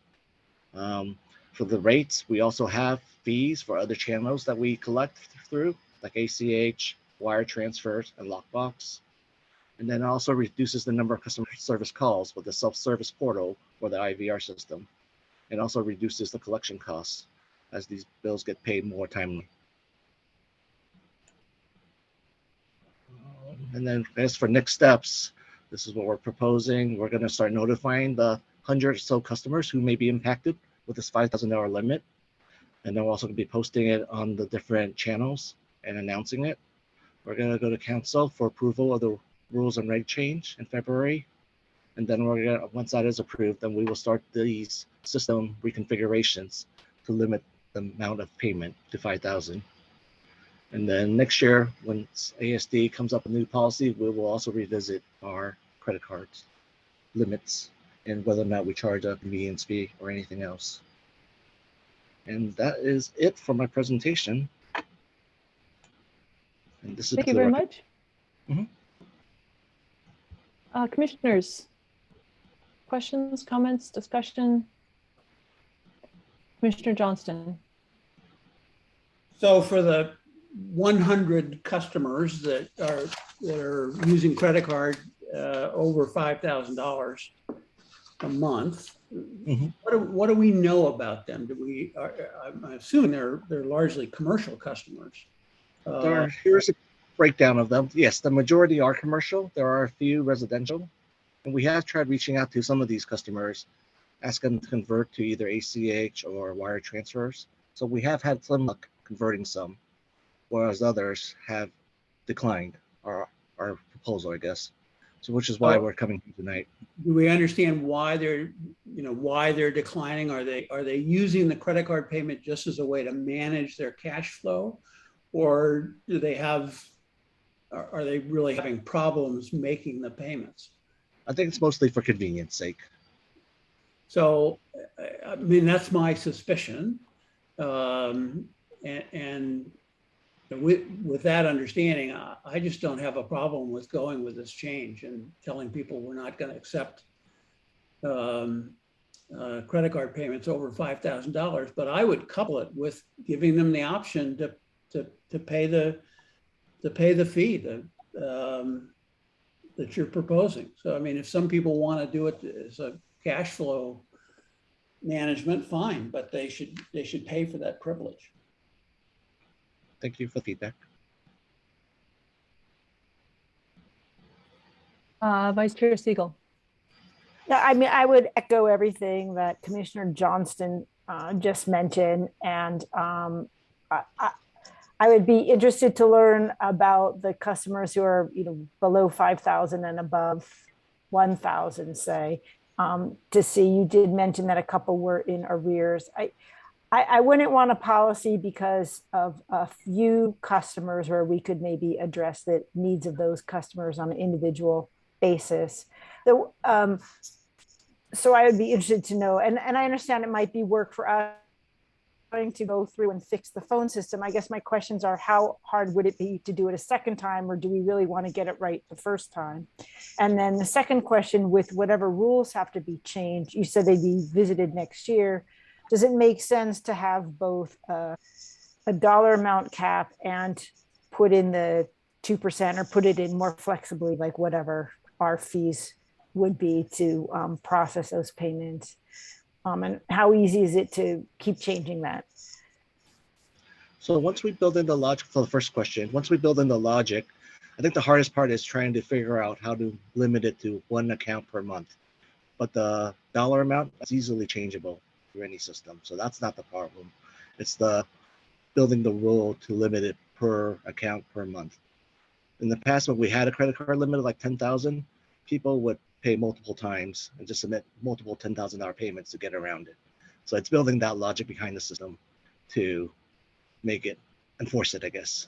So that's why we're asking for the fee right now, is just as a temporary solution until we build in that algorithm or logic in the system.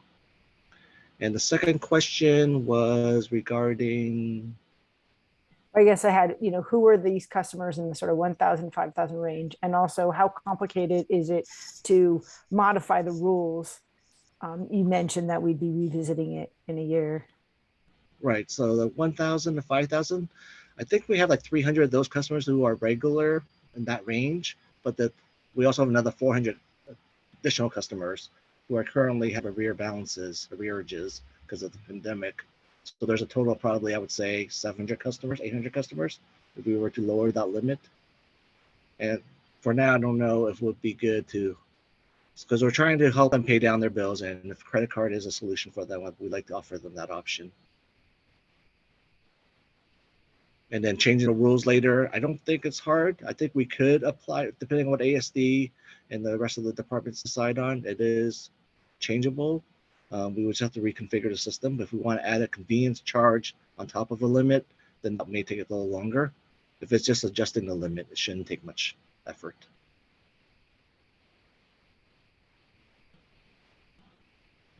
I guess I'm sympathetic to those who are in arrears. But I'm also sympathetic to the idea that we're, the utility spending at over $1 million now and down to, cutting that in half, but still it's a meaningful amount of money for convenience. I guess if we're saving money in terms of needing fewer hours of staff or service staff time to answer phone calls, maybe it balances out, but just seems like over the years, it's quite a lot of money. And prior to the pandemic, we had one of the lowest write-off rates ever. So customers were very good at paying their bills. And credit card is a pretty popular channel. I think 32% of all our payments come through credit cards. So it is very popular for our community, even though it only makes 15% of our total dollars, but a third of our customers do pay through credit cards. But sorry, just to belabor this, but isn't the bulk of that, I mean, looking at this, isn't the bulk under $1,000? Correct, yes. I will say 90, I think it was 99% were under the 5,000 mark. And probably 98% would be underneath the $1,000 mark. But I think we are trying to provide some relief for the businesses right now and the customers who are in arrears. At least timing wise, it may not be the best. So once ASD comes out with their new policy, then maybe we can lower that limit at that time, we thought. That's what we're thinking. I think get better. That makes sense. Commissioner Smith? Thank you, Chair. From my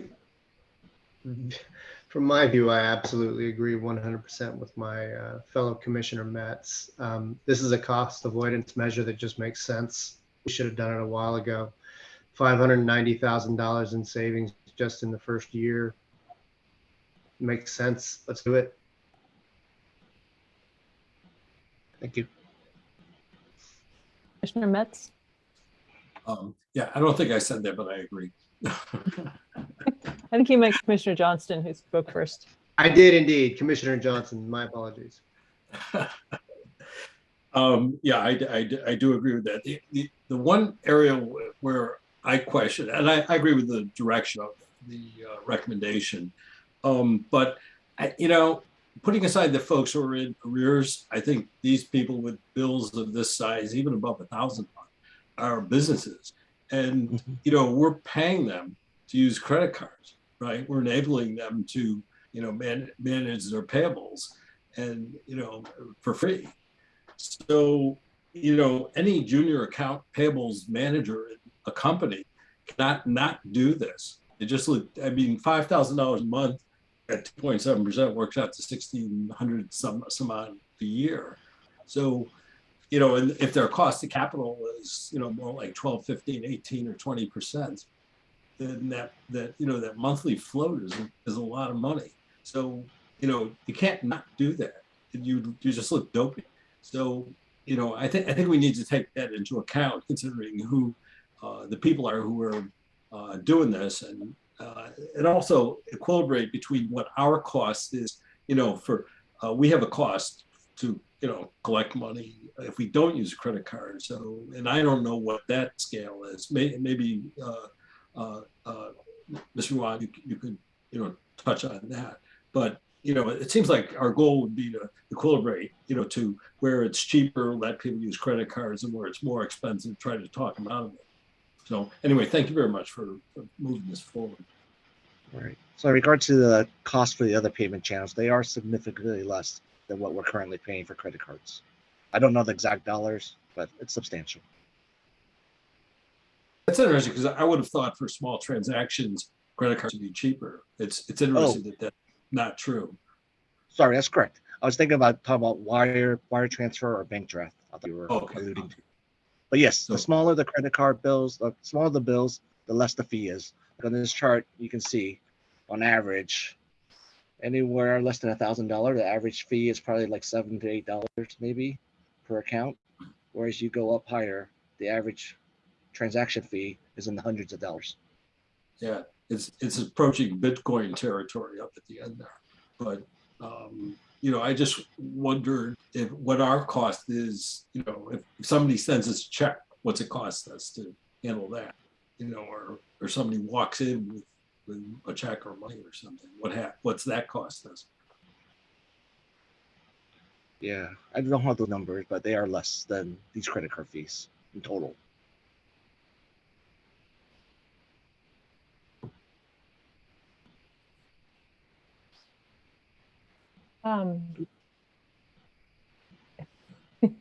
Sorry. Okay. Yeah, no, that's great. Let's see. Okay. Keep going, Dave Yuan. Oh, no, that's it. This is the recommendation slide. Was there another slide you want to see? No, I was just going to weigh in a little bit. I really, by the way, appreciate the spreadsheet we've been looking at through most of the discussion. That was exactly, I think, the data we need to think through this. I was hoping to see more total fee accumulation in higher brackets. Oh, we have that. I just didn't present that. Hold on. No. Okay. This is, okay. Great. So here we're trying to do the different limit max options, like 1,000 up to 10,000. This was how much the city would avoid savings or reduce our cost by. So I did quote like 550,000 in the report, but based on this analysis, it was only closer to 400K. But I think we've seen some savings already from calling some other customers. So we've already seen 100,000 in reduction so far this year. So even if we do 5,000, I'm pretty confident we can get to a $5,000 saving reduction. And so if we were to change it to 3,000 instead of 5,000, we would save another $60,000 potentially in costs and so forth. But then the number of customers impacted is up here. So at the 5,000 level, it's 87 customers. And at the $1,000 level, you have the 391 customers who regularly have bills over $1,000. But then you also have another 400 customers who have arrear balances.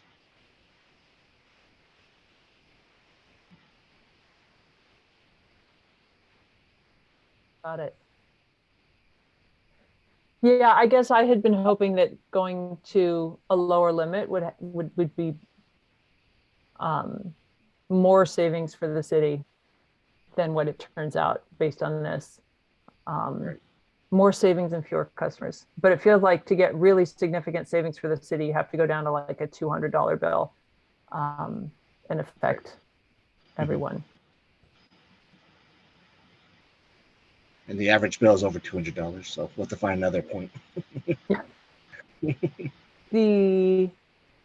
Okay, but I appreciate also Vice Chair Siegel asking about, you know, if it's a hard thing to change. And it sounds like one could start at 5,000, learn from that, and come back and consider lowering it more. Yep. That will be an easy change in the future once we build in this first time. Which makes it even more of a no-brainer, in my view, to start here and then consider lowering the limit for additional savings based on how this one pans out. Like it was Vice Chair Siegel who said, even we don't just have one chance to get right. We can iterate a bit. Right. We just thought it was urgent to do something now before it keeps going. Yep. Okay, well, is there any additional comments, questions? Should we put the resolution up? See if somebody wants to move it? I'll move that we agree with the staff's recommendation. We make that recommendation to the city council. All right. I second it. Yep. See, I heard a couple of people, but Commissioner Smith with the second. That's fine. Yeah. All right. Excellent. All right. I will take roll. Commissioner Scharf is no longer here. Vice Chair Siegel. Approve or yes. Commissioner Johnston. Yes. Commissioner Metz. Yes. Commissioner Bowie. Yes. Commissioner Smith. Yes. And I agree as well. So we unanimously agree with staff's recommendation regarding the amendment.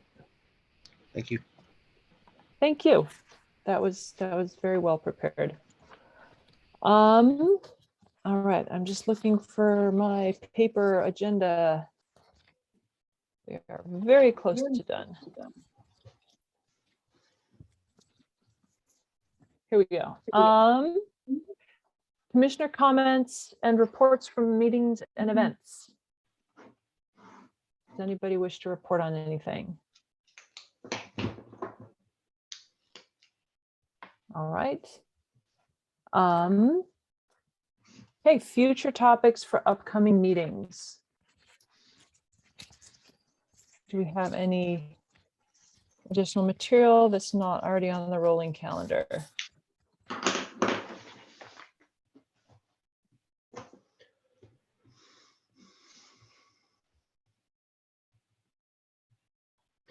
All right. Sorry, if I may, yeah, Chair. go ahead. I know that it's on the rolling quarterly calendar, but are we due a review meeting with Magellan, our fiber to the home engineering team? Yes, we are planning. We are planning on bringing them back around March timeframe with the business plan and also an update on the network design and the communication outreach. Great. Fantastic. Thank you.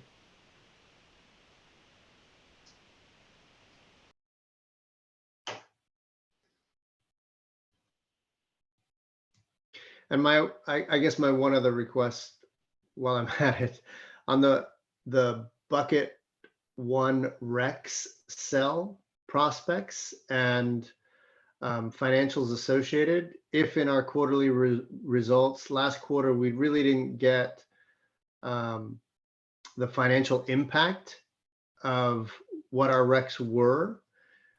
We did get a gross number that showed lower than expected. But I think in order for us to make a reasonable assumption as to whether or not the sale bucket 1 recs will continue into the new fiscal year, we should have a better understanding of the impacts to our fiscal budget of these increased sales. So if we could have further definition in that quarterly update, that would be great.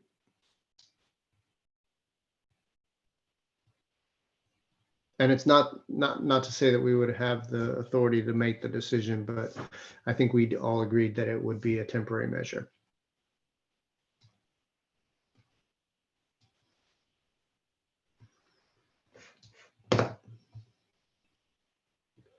All right.